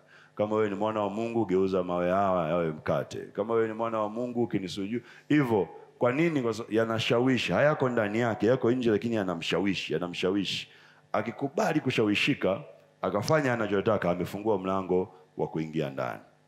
Kwa hiyo kuna watu ambao wanafanya mambo ni kama ya ajabu, lakini kwa kweli ni kwa sababu wameshawishiwa. Wakiwahi kwa toba wamefunga ule mlango. Kwa hiyo ni kweli amekosea, lakini kwa ushawishi wa nguvu za giza. Na wengine sasa yanamilikiwa yenyewe, ndio yanafanya maamuzi. Na jambo la mwisho, yana ishara au alama. 12 labda nguvu za giza zina ishara au zina alama. Na kama ambavyo tumeona, ili warudi lazima wajue ya kwamba hapa ni kwao. Kama nilivyosema, wanafanya kazi kwa ishara, kwa alama, kwa chapa, na hizo zinaweza zikawekwa maeneo mbalimbali kulingana na wenyewe wanavyoona inafaa. Na mwisho kabisa, ukitaka kujua sura au umbo la majini au mapepo, soma ile Ufunuo 9:1 hadi 11 ambayo nilikwambia. Yana maumbo mbalimbali, wengine nzige, wengine nge, wengine sura ya wanyama. Soma Ufunuo 9:1 hadi 11 pamoja na 16 mstari wa 13 Ufunuo, kwa sababu ya muda unaweza ukafuatilia. Jambo la tatu ambalo nitaka niliachilie japo kwa udogo ni viashiria vya kutambua ya kwamba mtu ana nguvu za giza. Viashiria vya nje vya kutambua ya kwamba huyu kuna shida iko ndani yake. Utaona mara kadhaa, labda unamwona mtu, unamuita muombaji, unamwambia muombe, na unaona mtu akimwombea mtu analipuka mapepo, au unamuita mtu njoo, ukimwombea analipuka mapepo. Nini kinakufanya ujue? Moja ni uongozi wa Roho Mtakatifu na karama hiyo ya kupambanua lugha na kuona, ambayo ni hali ya juu sana, ni hali ya juu, na inakuwa kadri ambavyo unajizoeza na kumsikiliza Roho Mtakatifu. Na kama unataka kukuza hiyo karama, jambo mojawapo niseme, usiwe na kujihofia na wasiwasi. Ukiona Mungu amekuongoza na una uhakika ya kwamba hiki ninachokiona kuna shida ndani ya huyo mtu, usianze kujihisi ya kwamba ninakosea. Ukishaanza kujihisi ya kwamba ninakosea, Roho Mtakatifu afanye kazi na wewe, unapoteza. Niseme neno gumu kidogo tena. Unaweza hata ukamuita mtu, umeona kabisa na unasikia ndani huyu ana shida, na ukamwombea, alafu kama kisitokee kitu. Kikawaida na kibinadamu, wakati mwingine mtu unapata huzuni, unaona mbona kama vile Mungu amenihadaa, kama Yeremia, mbona Mungu kama kanidanganya, mbona mimi, umeona? Kwa hiyo sasa ukifika hiyo stage, kadri ambavyo unazoea kutumiwa, mambo mengine yanakuja kwa uzoefu na kukujizoeza. Unapokuja kutumiwa, unajua kwamba hakika ni Mungu, basi unajua labda kuna vitu vingine vimezuia. Kwa hiyo kuna njia nyingine ambazo unaweza kuzifanya ili kuhakikisha huyo mtu ana manifest, anadhihirisha kwamba ana nguvu za giza, na labda umuombe. Wale mliokuwa Jumapili ibada ya 3 kwa mfano, kuna binti ambaye nilimuita hapa mbele, alikuwa amekaa sehemu pale, nikamwekea mikono nikamwombea. Nafikiri ibada ya 3 kama sikosei. Kwa sababu ya pressure ile ibada ya 3 muda ulikuwa ni mfupi, nilimwombea, lakini na uharaka ndani ya kwamba tupishe ibada ya msiba. Lakini naona ana shida. Na hapa hakumanifest, yani hakudhihirisha kwamba ana nguvu za Mungu, ana nguvu za giza. Nafikiri niliita watumishi wakatoka kaenda kuomba naye nje. Sina hakika kama kuna kitu kilitokea sana, bado ni viashiria tu vilionekana. Jioni alikuja kwenye semina nafikiri. Alipokuja kwenye semina akaja mbele kuombewa. Nikamwombea, amekaa sehemu fulani hapa. Alifanya fujo ambayo inaumiza. Na fujo isiyoumiza, fujo inayoumiza. Ana nguvu za giza. Lakini asubuhi nimemwekea mikono hapa. Na mbele ya watu ujue, na hajashtuka. Yaani kama vile hashtuki, lakini unamuona huyu kuna shida, huyu kuna shida. Kwa hiyo kuna vitu vya kufanya na jinsi ya kutembea naye. Jioni nafikiri na jana pia sio, yani kila siku unaona kuna kiwango kikubwa kabisa cha nguvu za giza ndani yake. Kwa hiyo wakati mwingine ukishaona Mungu anaanza kutumia hivyo, acha ule wasiwasi ya kuona kama umekosea au Mungu amekosea. Ili mradi tu uwe na uhakika. Bwana Yesu asifiwe. Na kama una uhakika usiite watu, utavuruga mwili wa Kristo. Si ndio baba mchungaji? Utavuruga mwili wa Kristo. Wala usiongee nimeonyeshwa wakati hujaonyeshwa, ni hisia zako, utavuruga. Kwa hiyo uwe na uhakika ya kwamba una uhakika na kile ambacho umeona na uweze kukivuta kutoka huko rohoni kuja mwilini. Kwa hiyo vinaweza vikawa viashiria vya nje. Sasa hivi nataka nikupe viashiria vya nje kama vya kuanzia tu. Ukiona kitu gani unaweza kuwaziwa hapa kuna kazi ya kufanya. Moja sheria kama 10 na kitu hivi. Sijajua muda wetu kama utaturuhusu. Lakini maana kuna jambo jingine nataka niliseme. Sasa hizi ni saa ngapi? Saa 7 na okay. Mungu atatusaidia. Hivi nitavitaja kwa sababu havina mistari ya kupitia, na vitaja kwa uzoefu ambao kidogo nimekuwa nao na kuwasikiliza watumishi wengine na kuangalia watumishi wengine wanavyofanya kazi. Mimi nimekusanya viashiria kama 14 ambao vinaweza vikakusaidia kujua ya kwamba kuna nguvu za giza ndani ya mtu kwa kuangalia. Cha kwanza, kushindwa kuishi maisha ya kawaida. Unaweza ukawa kwa kuangalia au kwa kumhoji mtu. Wakati mwingine unaona mtu afunguliwi, jifunze kuita umhoji. Kwa nini shida iko? Kwa sababu hakuna nguvu za giza zinakuja bila misingi. Hamna. Nguvu za giza zote zinakuja kwa sababu ya uovu, kwa sababu kuna misingi ambayo ilifunguliwa sehemu.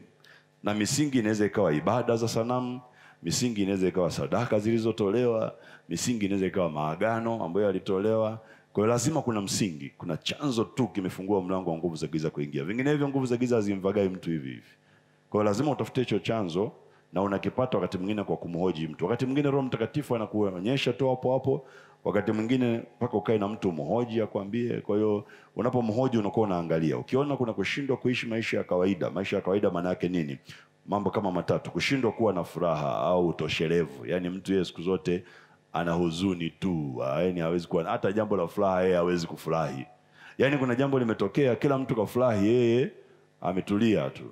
Mwambia vipi, na yeye anawashangaa, sasa mnacheka nini hapa? Yaani nyinyi mnafurahi nini hapa? Yaani haoni cha kufurahi. Lakini kila mtu ameona hili ni jambo la kufurahisha. Au haoni utoshelevu. Hii inaweza kuwa ni ishara moja wapo. Au kuchukia shughuli za dini au ibada. Yuko kwenye ibada lakini hataki kuwa kwenye ibada. Au ni mwanao anaitwa kwenye ibada hataki. Yaani hataki tu, hana hata sababu. Akija hataki hata kukaa ndani kanisani, yuko nje, yuko wapi, hana utulivu. Au kukosa usingizi. Mwingine hasinzii, anakuambia mtoto wangu huyo hadi saa 8 usiku yuko macho. Sasa wengine anaweza kataja kama sifa, anaona kama sifa mtoto wake ngangari. Lakini hiyo sio kawaida, mtoto anatakiwa alale. Wewe mpaka saa 8 usiku mtoto hajalala na anaamka wa kwanza asubuhi, hiyo ni shida. Au kusinzia kupita kawaida. Wengine wanasinzia, unaamsha, ukishaona hivyo ujue kuna shida. Inawezekana kuna shida. Asilimia kubwa kuna shida. Ukijifunza kumwambia mtu wa namna hiyo lazima tuone hiyo shida kina nini. Nilikuwa napata ushuhuda nafikiri juzi wa mtoto mmoja ambaye alikuwa analala mapema. Haamki asubuhi mpaka wamwagie ndoo 2 ndoo 3 za maji. Yaani unachukua ndoo ya maji unamwaga, haamki. Unachukua ndoo ya pili unamwaga, unatikisa, haamki.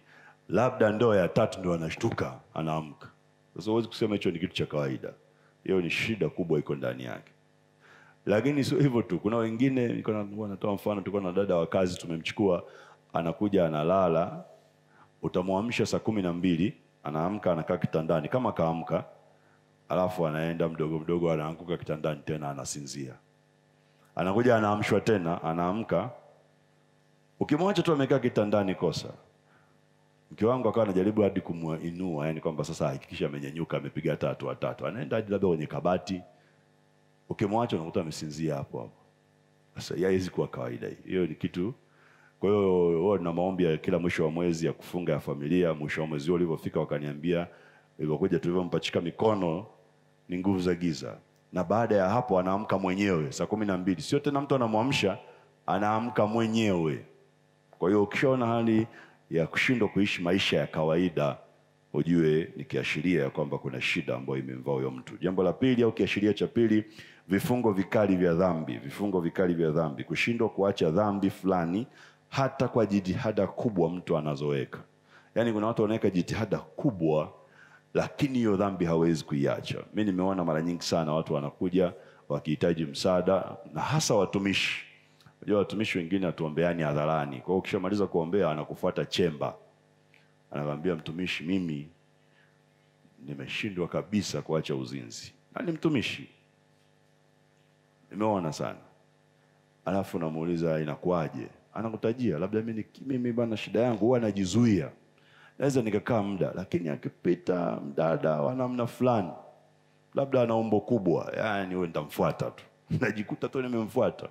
Mwingine akipita mdada mdogo, mimi wakubwa hawanipi shida, ila mwembamba, yani kama ndaradara nitashuka mtumishi, namfuata anakoenda. Na sijui kwa nini, yani najikuta tu nimemfuata.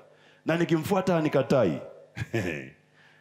Sasa ukiona hivyo anahangaika, sio hujui kwa nini, kuna shida ya kufanyia kazi.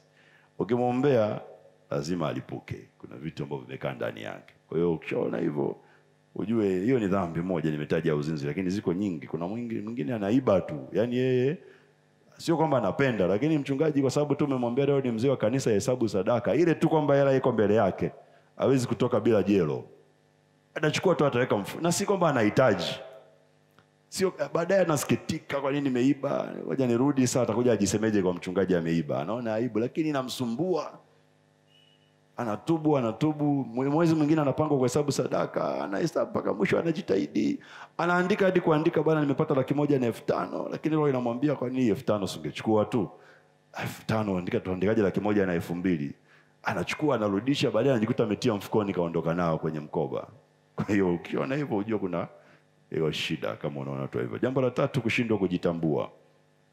Na hii mara nyingi mimi nimeona inawakilishwa na sentensi watu wanasema ndivyo nilivyo. Ukishaona mtu anasema ndivyo nilivyo, ujue huyo ameshindwa kujitambua hali yake, anahitaji msaada. Ni kiashiria inawezekana kuna nguvu za giza aidha zimemvaa au zinamshawishi kufanya dhambi. Anasema mimi ndivyo nilivyo, mimi ndivyo nilivyozaliwa. Mimi ndivyo, na ana shida unamuona, lakini anasema sisi uko wetu ndivyo ulivyo. There's nothing, hamna kitu cha namna hiyo kama ndivyo nilivyo. Kama ni shida inatakiwa itolewe. Bwana Yesu asifiwe. Kwa hiyo hakikisha umeona mtu wa namna hiyo, ukimwona umuombe. Nilikuwa nasikia ushuhuda mtumishi mmoja, nimeutoa mara kadhaa. Anasema alikuwa na mtu kanisani kwake ana mguu mfupi. Anatembea ana mguu mfupi. Siku moja nikasema, nikamwangalia nikajua huyu ana shida. Huyo mguu tumuombe upone. Mtumishi ndo anaona, akamwambia wewe kesho uje tuombe. Huo mguu wako unatakiwa utembee vizuri. Jamaa akamwambia mimi mguu ndio nilivyozaliwa, yani ndio nilivyo. Sio nimepata ajali, mimi ndio nilivyo. Akamwambia kesho uje tuombe. Anasema kesho yake akuja akamfuata nyumbani, akamleta kanisani. Kamuombea asubuhi mpaka saa 8. Jamaa yule anayeombewa anambia bwana mimi nimechoka. Yaani wewe muombaji amechoka, muombewaji amechoka. Aenda break ya kula, anarudi anamwambia jioni hajafunguliwa. Yeye akamwambia bwana mimi niache niende, nimekwambia ndivyo nilivyo. Anambia kesho urudi. Hajarudi, akamfuata, akamleta kanisani. Anambia wewe mguu lazima unyoke. Hauko hivyo. Yaambia sisi ndivyo tulivyo, hata si nani alikuwa yazembe. Sasa hiyo ndo kabisa unaniambia unatakiwa. Kaanza kumwambia tena siku hiyo ya pili mpaka jioni. Imefika saa 10 jioni siku ya pili, ndio yule mtu analipuka mapepo. Analipuka mapepo. Ananiambia toke nyosha mguu. Anasema sisi sio kazi yetu kunyosha, kazi yetu si kuharibu, ila kutoka tutatoka. Anamwambia wewe mbona kinganganizi sana, kwa nini unatungangania? Lakini akafunguliwa na baadaye akatoka na mguu kanyooka. Lakini yeye anasemaje? Ndivyo nilivyo. Na kuna watu wako hivyo, sisi kwetu kuharibu mimba 2-3 kawaida, ndivyo tulivyo, ila mtoto wa 4 tunapata. Kuna shida ya kushughulikia. Bwana Yesu asifiwe. Angalia jambo jingine, hisia. Angalia hali ya hisia huyo mtu.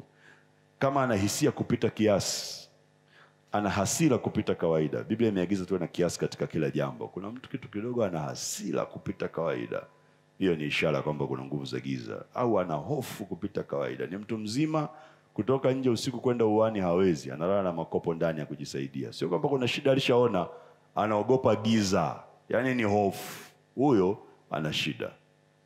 Akitoka nje hata akiona ni nini kimesimama, anasema nimeona mtu. Nimeona mtu, kuna mtu nje. Ukienda mtu yuko wapi, unakuta kumbe ni mfagio uliwekwa. Au nimeona nyoka. Nyoka vipi? Nyoka ametoka wapi huku? Hofu kupita kiasi au wivu kupita kiasi. Inawezekana ikawa ni uwivu, kama ile nikwambia roho ya wivu. Mtu ana wivu kupita kiasi au aibu kupita kiasi. Mtu hawezi kuangalia usoni hata sekunde, ana aibu kupita kiasi. Useme ula mtoto wa kike ana aibu, amna, ni shida iko ndani yake. Tuko na mwalimu wakati tunasoma kidato cha 5, nafikiri kidato cha 6, nilikuwa sijawa na haya maarifa labda kipindi hicho, lakini sasa ninapojifunza haya mambo namgundua mwalimu wa kiume alikuwa anaitwa jina la utani, nakumbuka mpaka leo anaitwa Pididi. Kama na jina la utani wanamuita Pididi. Yule bwana ameoa, ni mtu mzima sana, nafikiri labda miaka karibu 40 na kitu. Lakini ni mwalimu anafundisha physics kama sikosei kipindi kile. Advance from 5 from 6. Hawezi kuja darasani akawaangalia hivi. Hawezi. Ikitokea bahati mbaya amewaangalia, anacheka afu anageuka zake ubaoni. Kwa hiyo yeye akija, kwanza akifika pale mlangoni anasimama kabisa, anajitune yani kwamba anaingia darasani. Atahangaika hata dakika 5. Na nyinyi mnajua mwalimu yuko pale lakini anaogopa kuingia. Baadaye akishajitutumua ndo anaingia ameangalia ubaoni moja hivi. Akifika anageuka ubaoni anaandika. Mpaka anamaliza kipindi hawezi kugeuka kuangalia. Akigeuka anacheka. Mwanaume. Hiyo shida. Kwa hiyo ukiona aibu kupita kiasi, hofu kupita kiasi, ujue hapo kuna kazi ya kufanya. Ndio maana wakati mwingine naambia watu niangalie. Mapepo yana aibu kwa asili. Hawezi kuangalia kama ana shida ambayo iko ndani yake. 5, ndoa au familia zisizodumu. Ukishaona maana shida ya familia, ujue hapo kuna kiashiria kwamba kuna nguvu za giza zinafanya kazi. Ndoa au familia zisizodumu. Kuna watu wanagombana, ni ndugu, hawaelewani, hata ukiona wanagombana nini auoni hata wanachogombana. Lakini wamegombana wote hawaelewani. Ndio kuna kazi ya kufanya. 6, ajali mbaya au majanga ya mara kwa mara. Mtu kila mara anapata ajali, kila anapotaka kutoka yeye ndio ajali zinakuja. Ukishaona kuna ajali za mara kwa mara au majanga ya mara kwa mara, majanga ya moto, si majanga, nimekwambia kuna maroho yanashughulika na hizo vitu. Ujue kwamba kuna roho ambazo zinakufuatilia na hazitaki upige hatua. Kwa hiyo ujue kuna kazi ya kufanya. Kukosa utoshelevu wa kifedha ni kiashiria. Kukosa utoshelevu wa kifedha. Na ninavyosema utoshelevu wa kifedha, simaanisha una kipato. Inawezekana una kipato lakini muda wote hakitoshi. Yaani kuna watu kama ni wafanyakazi akiajiriwa analipwa 500,000, anapiga kelele haitoshi. Mwajiri anamuongezea inakuwa 600,000, inamtosha miezi 2. Baada ya hapo anaanza tena kelele hamtoshi. Inaongezewa 1,000,000. Anakaa miezi 2, anapiga tena kelele haimtoshi. Ukishaona hivyo ujue kuna shida. Mikono iliyotoboka inahitaji kufanyiwa kazi. Kwa hiyo inaweza kiashiria kama unakosa utoshelevu wa kifedha. Anyway, fedha haitoshi, fedha haitoshi. Inawezekana ni roho ya kupenda fedha au na shida nyingine zaidi ya hiyo. 7 au 8, kukosa utulivu wa ndani. Kukosa utulivu wa ndani, mateso ya ndani. Mtu muda wote anaumia ndani, ana mateso ya ndani, anakushindwa muda wote, anashindwa kutulia. Yaani yuko juu. Utulivu wa ndani maana yake yuko juu. Yaani mtu anashika jambo hili kidogo ameacha, ili anashika hili ameacha. Unakuta ni mume wako au mkeo anaanzisha biashara hii, hata haijafika kokote ameacha, amefungua biashara hii ameacha, amefungua hii ameacha. Yaani yeye yuko juu. Ukishamwona mtu wa namna hiyo, unajua kuna shida ambayo iko ndani yake, ni ishara moja wapo. Hisia mbovu za mapenzi ni moja ya ishara ya kiashiria kwamba kuna nguvu za giza. Hisia mbovu ya mapenzi, hisia mbovu za mapenzi ni moja ya kiashiria. Nikisema hisia mbovu za mapenzi, namaanisha mambo kama manne ambayo unatakiwa uyaangalie. Hisia sahihi za mapenzi ziko kwenye Biblia, au za tendo la ndoa ziko kwenye Biblia. Unatakiwa kuwa na kiasi katika kila kitu. Kiasi ni tunda kwenye Biblia, si ndio wapendwa? Kiasi ni tunda. Kwa hiyo unatakiwa uwe na kiasi kwenye kila kitu. Kwa hiyo ukishaona mtu anapenda sana ngono au tendo la ndoa sana kupita kiasi, ujue inawezekana kuna shida. Sasa kupita kiasi nao inaweza kuwa ni mtihani kuitafsiri. Waliooa na kuolewa, Bwana Yesu asifiwe. Iliyo kiasi kwa mwingine inaweza siwe kiasi kwa mwingine. Na iliyo kiasi kwa mwanaume inaweza siwe kiasi kwa mwanamke. Nafikiri mnaelewa jinsi maumbile yalivyo. Kwa hiyo hapo pia lazima ujue kiasi ni kipi. Lakini kupita kiasi itaonekana tu, itajulikana tu. Inajulikana, haijifichi. Au kuwa na hisia za chini sana. Yaani mko kwenye ndoa, nilikuwa napata ushuhuda wa ndugu yetu mmoja, sitamtaja kwa cheo chake au jina asije akaona hii video akanishtaki. Lakini napata anasimulia, anasema, anaeleza, ni mtu mzima, lakini anaeleza, anasema, bwana sisi tuna shida na my wife. Tunaweza tukakaa hata miezi 3 hatujakutana kimwili. Miezi 3. Mimi akiniambia hivyo, namwambia wewe mambo mawili makubwa. Aidha mmoja wenu ana mchepuko, usitudanganye, au mna shida ya kiroho. Mambo mawili tu, hawezi kuwa na jambo jingine. Hamwezi kukaa na ndoa miezi 3 mnaangaliana. Kila mtu angerudi kwa babake na mamake. Aidha kuna mchepuko, kuna mmoja anapata hayo haja yake sehemu nyingine. Na kwanza sio mmoja, asilimia kubwa wote. Kila mtu ana mtu wake huko nje, kwa hiyo analizika huko nje, akija ndani hahitaji. Kwa sababu kama angekuwa ni mmoja, huyo mwingine angemsumbua mwenzake. Lakini hawa wote hawasumbuani, yani fresh. Kama ni kazini, kila mtu ametoka kazini anakuja, kila mtu alikula aishakula huko, kama ni kula wanakula, kila mtu analala, hakuna mtu anamgusa mwenzake miezi 3. Hapo ni shida. Hapo kila mtu ana kitu nje. Au mna shida ya kiroho ambayo naizungumza sasa, kwamba nyie hamu yenu ya tendo la ndoa imepigwa. Inawezekana. Kwa hiyo unatakiwa uangalie. Kwa hiyo either hamu au kiasi kupita kiasi, au hamu ya chini kupita kiasi, vyote viwili, au kutokuwa na hamu kabisa. Inawezekana pia. Au haja ya tendo. Kuna watu hapo wanasema mimi sina haja ya kuwa na mke, mimi sina haja ya kuwa na mme. Na hawazini. Usiseme eti kwamba hawana afu wanazini. Azini, anaishi hivyo hivyo mtumishi miaka 8, miaka 10. Kama ni mwanaume hajaye kutana na mwanamke, kama mwanamke hajaye kutana na mwanaume. Sio kwamba ni mtumishi anajitoa kwa Bwana, anaishi kama kawaida, anakula, anakunywa na fresh. Na wala sio kwamba anafanya njia nyingine zile mbovu mnajua za masturbation, hafanyi hata punyeto, hafanyi chochote. Yaani yeye yuko fresh, yani mimi sihitaji mtu, nakaa mwenyewe fresh. Ukiona hiyo, ujue huyu anahitaji kufunguliwa, haiko kawaida. Naenda sawa sawa. Au ana tamanio ya kinyume na maumbile. Ukiona mtu ana matamanio ya kinyume na maumbile, nayo ni shida ambayo ni ya hisia mbovu za mapenzi. Anatamani mwanaume mwenzake, au mwanamke anamtamani mwanamke mwenzake, au mwanamume anataka kumwingilia mkewe kinyume cha maumbile, nayo ni shida ya nguvu za giza. Kwa hiyo nayo matamanio ya kinyume cha maumbile, nayo ni shida. Ukiona iko ni shida ya nguvu za giza. Kwa hiyo ni muhimu ukajifunza namna ya kuishughulikia, kama ukiona au ukisikia ipo, ujifunze. Kuna wengine hawataki kuwaona wenzi wao tu. Yaani sio kwamba yani hataki, inawezekana hata kabla mmewe hajaja au mkewe hajaja nyumbani anatamani mmewe aje nyumbani. Akifika hataki hata kumuona. Kwa hiyo hataki hata hiyo hisia ya mapenzi hana, hataki. Jamani, nini kwa waliooa na walioolewa? Ambao hamjaoa wala kuolewa, hii haiwahusu. Subirini muda wenu ukifika. Bwana Yesu asifiwe. Amwitikia hapo. Bwana Yesu asifiwe. 10, fujo au nguvu kupita ukawaida wa binadamu. Fujo au nguvu kupita ukawaida wa binadamu. Fujo au nguvu kupita ukawaida wa kibinadamu, nayo ni kiashiria kwamba kuna nguvu za giza. 11, harufu mbaya au harufu isiyotambulika. Kuna mtu unamwombea, ulikuwa unamuona tu kawaida au unamsikia kawaida. Unaanza kumwombea tu, mara anatoa harufu mbaya, aidha mdomoni au mwilini kabisa. Harufu inasikiliza, ukisikiliza utaelewa anachokisema. Anatoa harufu mbaya. Hata mdomo labda hajafungua, lakini unasikia harufu mbaya inatoka. Nikiashiria kwamba kuna nguvu za giza. Kwa hiyo angalia hiyo harufu inayotoka. Au harufu ambayo sio mbaya lakini haijulikani. Au wakati mwingine ni harufu inaweza ikawa ya ua fulani au ya perfume fulani. Harufu yoyote inaweza ikawa mbaya au ya kitu fulani au isiyotambulika. Ikija kama unamwombea mtu au unamwangalia, inaweza ikawa kiashiria kwamba kuna nguvu za giza. Tabia ya kubadilika hali, mara mzima, mara mgonjwa, mara ana shida hii, mara ana shida hii, bila kuwa na sababu, nayo ni moja ya kiashiria kwamba kuna nguvu za giza ambazo zimeshikilia. Na Yesu asifiwe.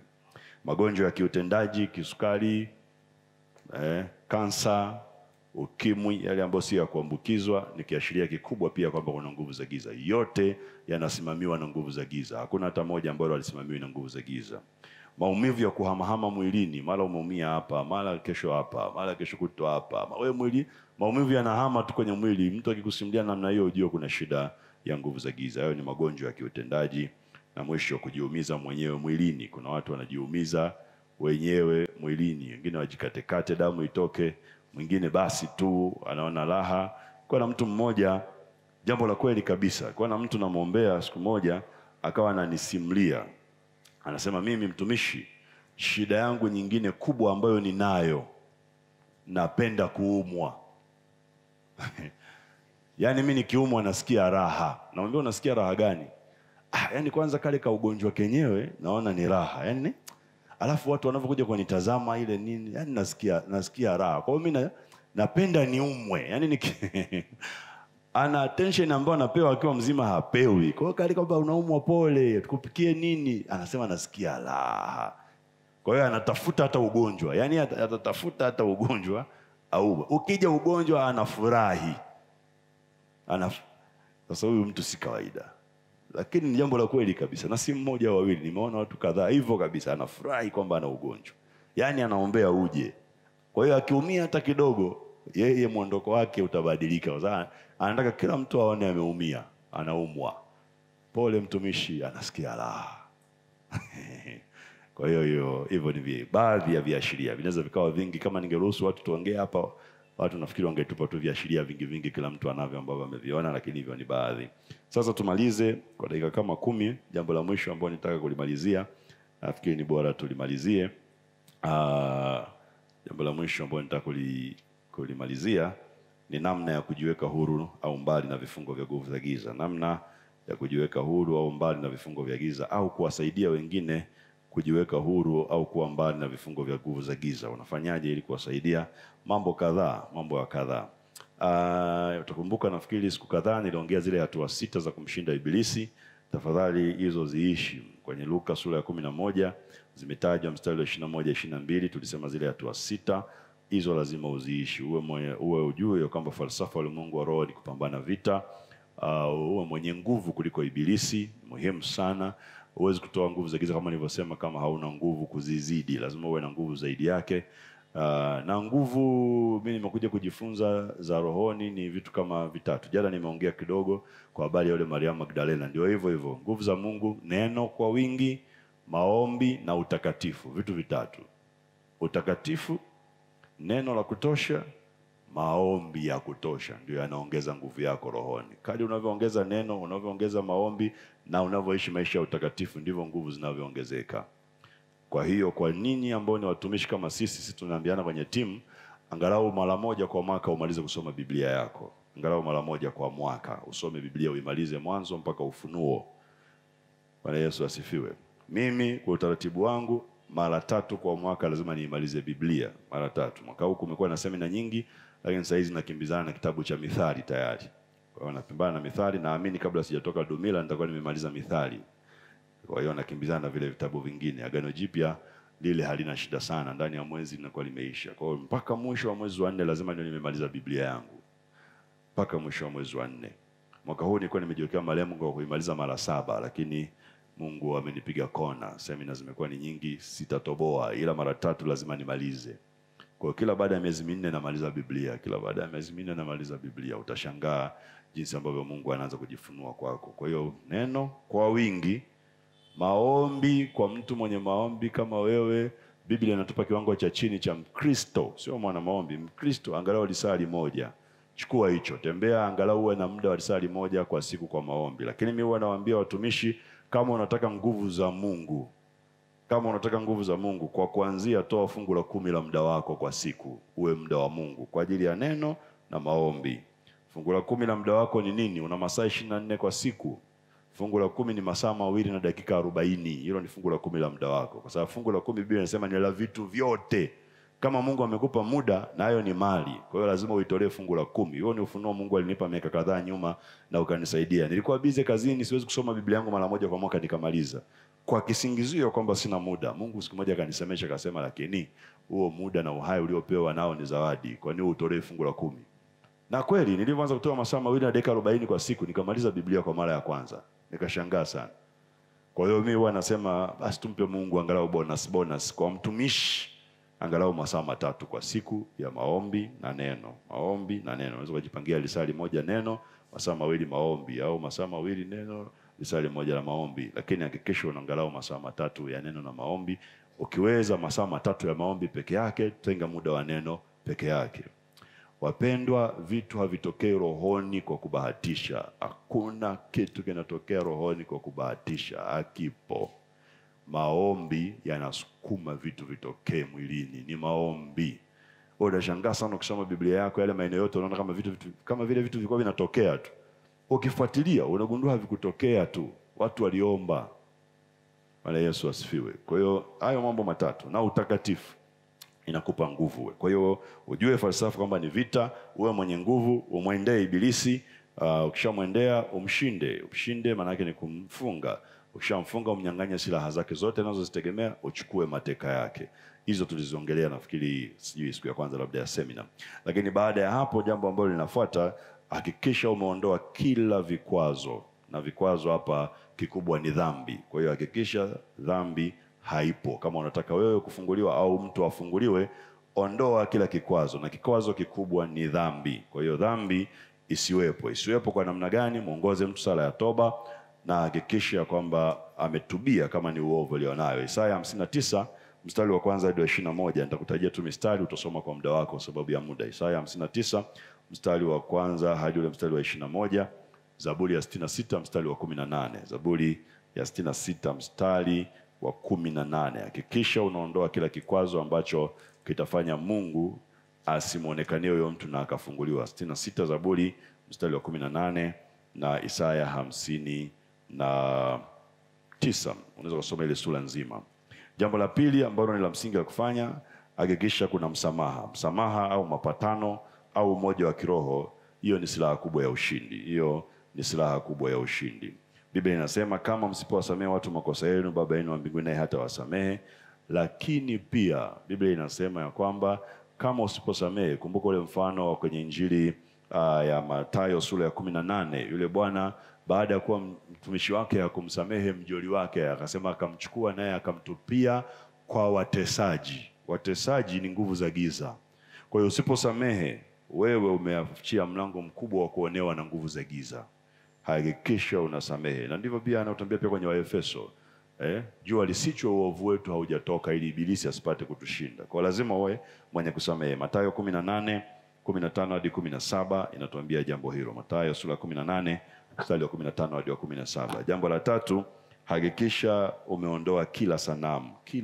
Kitu chochote kinachochukua muda zaidi ya Mungu ni sanamu. Chochote kinachochukulia muda zaidi ya Mungu, hicho kitu ni sanamu.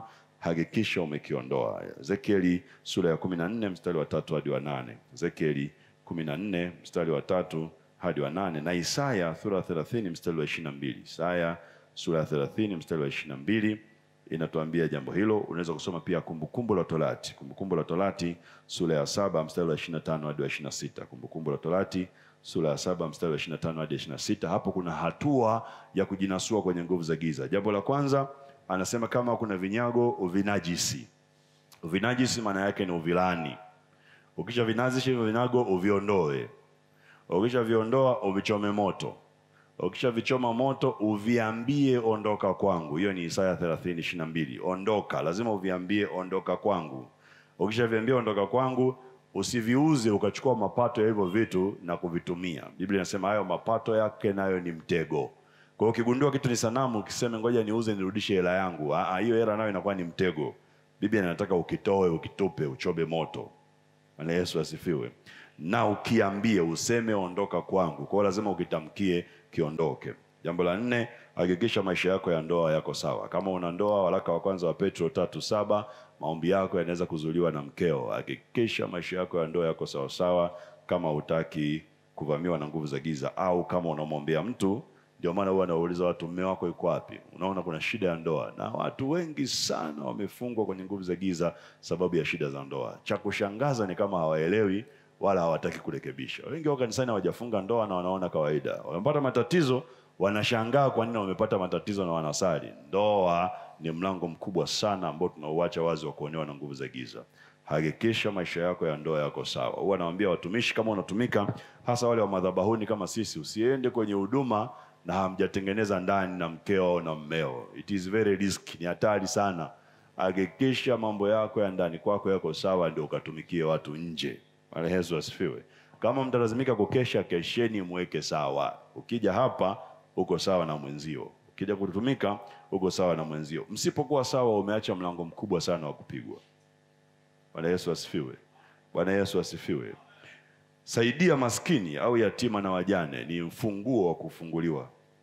Aidha wewe mwenyewe au kama ni mtu unamuombea kwa muda mrefu afunguki, msaidie atoe sadaka kwa maskini au kwa yatima au kwa wajane. Msaidie kumuongoza akatoe sadaka. Akitoa sadaka utashangaa, hiyo shida inaweza ikaisha mara moja. Na Mithali 21:13 Biblia inasema namna hii. Mithali sura 21 mstari wa 13 Biblia inasema namna hii. Mithali 21 mstari wa 13 inasema, azibaye masikio yake asisikie kilio cha maskini. Anayeziba masikio yake asisikie kilio cha maskini, Biblia inasema yeye naye atalia lakini hatasikiwa. Anayeziba masikio yake asisikie kilio cha maskini, yeye naye atalia lakini hatasikiwa. Kwa hiyo maombi yako sio hayatajibiwa, hata hayatasikiwa kama usikii kilio cha maskini. Kwa hiyo hakikisha unasaidia maskini. 19 Mithali mstari wa 17 anasema hivi. 19 Mithali mstari wa 17 nafikiri tunaujua sana. Amhurumiaye maskini umkopesha Bwana, naye atamlipa kwa tendo jema. Angalia Zaburi 41. Zaburi 41 mstari wa kwanza hadi wa 3 anasema namna hii. Zaburi 41 mstari wa kwanza, heri amkumbukaye mnyonge Bwana. Angalia, heri amkumbukaye mnyonge. Ukimkumbuka mnyonge ni ufunguo, ni silaha ya ukombozi. Anasema Bwana atamuokoa siku ya taabu. Umeona? Kwa hiyo kama unamkumbuka mnyonge ni ufunguo wa kufunguliwa. Tunaenda sawa sawa. Angalia, anasema Bwana atamlinda na kumuhifadhi hai. Hautakufa kifo cha ghafla, naye atafanikiwa katika nchi, wala usimtie katika hali wamtakiayo adui zake. Kwa hiyo adui hawezi kukupata. Kwa nini? Umemkumbuka mnyonge. Angalia mstari wa 3. Anasema Bwana atamtegemeza alipo mgonjwa kitandani, katika ugonjwa wake umemtandikia. Yaani ukiwa mgonjwa, Mungu tena anakutandikia na anakutoa kitandani. Kwa nini? Umemkumbuka mnyonge. Kwa hiyo ukiona unamwombea mtu afunguliwe, unamwombea afunguliwe, unamwombea afunguliwe, kama unaongozwa, nenda katoe sadaka ya namna hii na utashangaa huyo mtu amefunguliwa ghafla. Ndio hivyo Yakobo sura ya kwanza mstari wa 27 unavyosema pia, dini safi ndivyo unavyosema. Nilikuwa nampa nafikiri Seba jana ushuhuda wa mchungaji mmoja, nilikuwa naongea naye juzi mambo ya habari za huduma. Na kuna kijana mmoja ambaye tumemwombea sehemu, tumemwacha hajafunguliwa. Kwa hiyo inanipa shida kidogo. Kwa hiyo nikawa natafuta watu ambao ni wazoefu kwenye huduma, na uuliza kwamba inakuaje huyu kijana ambaye tumemwombea hajafunguliwa, anapata shida. Akaniambia jambo moja kubwa katika mambo mengi, lakini moja ya jambo aliloniambia ni kwamba jifunze kumtolea mtu sadaka. Nikamwambia hilo najua. Akaniambia umetoa? Nikamwambia sijatoa. Akasema basi ndio jifunze, ni moja ya silaha. Akaniambia ushuhuda mmoja, ana mtoto alikuwa anamwombea, na huyo mtoto alipata shida. Amemwombea kwa miaka 4 hajafunguliwa. Na ni mtumishi mkubwa, miaka 4 anamwombea hajafunguliwa. Na huyo mtoto alikuwa ni wa familia yake ya karibu. Kwa hiyo anasema siku nyingine unamwombea ni kama amefunguliwa. Ukienda nyumbani, ukifika nyumbani umefungua geti, umeingia ndani, umefunga, unashuka, umefika tu sebuleni, unasikia honi ya gari imepigwa. Wakifungua ni baba yule mtoto na mama wamemleta mtoto. Anasema amefika tu nyumbani tena amelipuka mapepo. Hapo mmeshakaa naye masaa na masaa mmemwombea. Kwa hiyo anasema ikawa ni maisha ya teso ya taabu sana kwa miaka 4. Nini kilitokea? Mtoto na familia yake walienda beach kutembea. Wakawa wamekaa wako beach na wana dereva wao na wazee wakubwa wanacheza huko, mtoto akabaki anacheza mwenyewe kwenye mchanga wa beach. Dereva akamwona ghafla yule mtoto anaanza kuzama kwenda chini. Anazama taratibu. Anazama. Kama vile naona maono. Baada ya muda akasema anamuona amefika kwenye mikono humo, amezama kwenye mchanga. Dereva akamkimbilia. Alipofika akakuta kweli anaendelea kuzama taratibu. Kwa hiyo akashika ile mikono akamnyofoa kwenye mchanga akamtoa. Basi mtoto akaendelea kuwa kawaida, lakini anasema toka siku hiyo, usiku huo walivyoenda kulala, ndio yule nilikuwa nakusimulia, mpaka amwagiwe maji ndio 3 ndio amke. Sasa anaombewa afunguliwe, anaombewa. Baadaye wakagundua kuna mwenye mamlaka ambaye ameshikilia, anaitwa Hashim, yuko nyuma yake. Wanampiga Hashim, akifunguka siku 2 yupo tena. Mtoto ana miaka 6, ameombewa mpaka ana miaka 10. Siku moja apigiwa simu usiku, akaambiwa mtoto anampeleka kwa mganga wa kienyeji. Akaambiwa na Roho Mtakatifu, sio alipigiwa simu. Kwa hiyo akaamka yeye akapiga simu, Roho mnapeleka mtoto mganga wa kienyeji. Akapokea dada mkubwa yule mtoto na akamwambia baba walishampeleka. Yaani kwa Mungu sio msaada hamna, wameamua waende kwa mganga wa kienyeji. Kwa hiyo anasema wakafanya walichokifanya, wakawawahi, wakawarudisha. Lakini Mungu akamwambia asubuhi toeni sadaka. Kwa hiyo akawapigia watumishi wote wa pale kanisani kwake, wakaleta sadaka asubuhi. Zile sadaka walizozitoa akapeleka kwa babake yule mtoto, wakamwambia tuma kijijini ulikotoka. Mtumie kama ni padri, kama ni mchungaji, mtumie, mwambie ni sadaka nimetuma kwa ajili ya mtoto wangu ana shida. Akatuma ile sadaka asubuhi. Toka alivyotuma ile sadaka, yule mtoto akafunguliwa. Shida haipo tena. Kwa hiyo hakikisha unajifunza kuwahurumia maskini. Bwana Yesu asifiwe. Hakikisha maisha yako ya wokovu yanazingwa kwenye msingi imara, na msingi imara ni maombi. Hiyo ni pointi ya 6. Msingi wa imara ni maombi. Hakikisha maisha yako yanajengwa kwenye maombi. Zaburi ya 18 mstari wa 3 nishaongea habari za maombi. Hakikisha msingi wa maisha yako ya kiroho yanajengwa kwenye msingi imara na hasa maombi. Zaburi ya 18 mstari wa 3. Na nishasema jua nafasi yako katika ulimwengu wa roho. Lakini jambo la mwisho ambao nimalizie.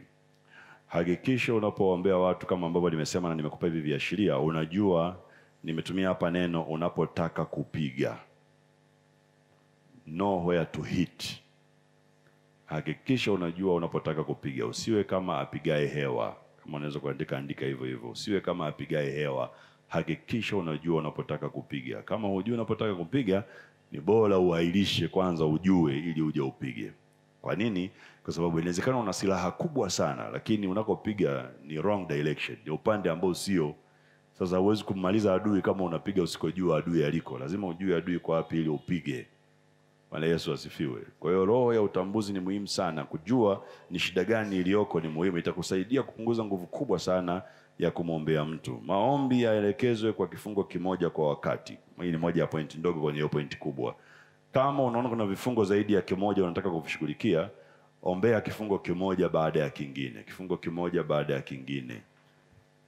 Kimoja. Kila kifunguka hiki ndio endelea na kingine. Usianze kuombea kitu kingine wakati kingine hakijafunguliwa. Unakuwa unafanya kazi bure. Kwa hakikisha unafungua na unaelekeza maombi kwa kitu kimoja baada ya kingine, hata uhakikishe kwamba amefunguliwa kabisa.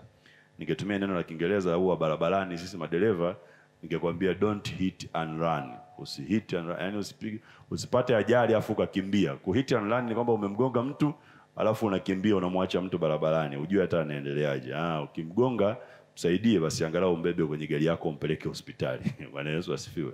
Hakikisha unajua unapotaka kupiga. Yoshua sura ya 8, labda tusome hii. Hapa nitakusomea. Hii ni muhimu sana na tunamaliza sasa hivi. Yoshua sura ya 8, Biblia inatuambia jambo hilo. Mstari wa 18, Biblia imesema hivi. Yoshua sura ya 8 mstari wa 18. Biblia inasema kisha Bwana akamwambia Yoshua, haya unyoshe mkono mkuki ulio na mkononi mwako, uelekeze upande wa Ai, kwa kuwa nitautia mkononi mwako. Yoshua akaunyosha huo mkuki ulikuwa mkononi mwake kuelekea huo mji. Kwa hiyo unaona aliambiwa anyoshe mkuki upande wa Ai. Hakikisha unajua unapotaka kupiga, upande unaotaka kupiga. Na mstari wa 26 unatuambia kitu hicho, upande unaotaka kupiga. Hakikisha unapiga ule upande ambao ni wa Ai. Lakini jambo la pili, usiache kumwombea mtu mpaka afunguliwe kabisa. Hakikisha unaendelea kumwombea mtu hata kama ni mara 10, mara 6, muombee mpaka mtu afunguliwe. Wafalme wa pili sura ya 13 mstari wa 14 hadi wa 19 ndivyo unavyotuelekeza. Hakikisha unamwombea mtu mpaka afunguliwe. Samueli akamwambia, anapewa maelekezo ya mfalme, anamwambia chukua upinde piga. Akapiga mara 3, akamwambia ungepiga mara 5 ungewaangamiza kabisa adui zako. Wewe kwa nini umepiga mara 3? Kwa nini umepiga mara 3? Kwa nini muombe mtu mara 2 au mara 3 tu muache? Endelea kumuombea. Nimekupa mfano huo mchungaji amemwombea miaka 4 ndio mtu anafunguliwa. Kwa hiyo wewe ukiona afunguliwe usipate shida. Wala usirahisishe kwamba amefunguliwa. Uwe na uhakika. Endelea Leo siku ikiisha hajafunguliwa, muite kesho, endelea naye. Muite kesho kutwa, endelea naye. Sawa, unaweza ukaahirisha, lakini kwa kujua hajafunguliwa, kesho uendelee naye mpaka afunguliwe. Usipige mara moja, mara mbili, hakikisha unamwambia mtu mpaka anafunguliwa. Bwana Yesu asifiwe. Bwana Yesu asifiwe. Na hayo ndio ambayo nitaka kuyaongea kwa leo. Mungu awabariki sana. Na labda mchungaji, kama una utaratibu mwingine unaweza ukatupatia. Sijajua kama kuna utaratibu wa sadaka au mliandaa utaratibu gani. Lakini Mungu awabariki, tutaendelea kushirikishana kadri Mungu atakavyotupa muda na neema.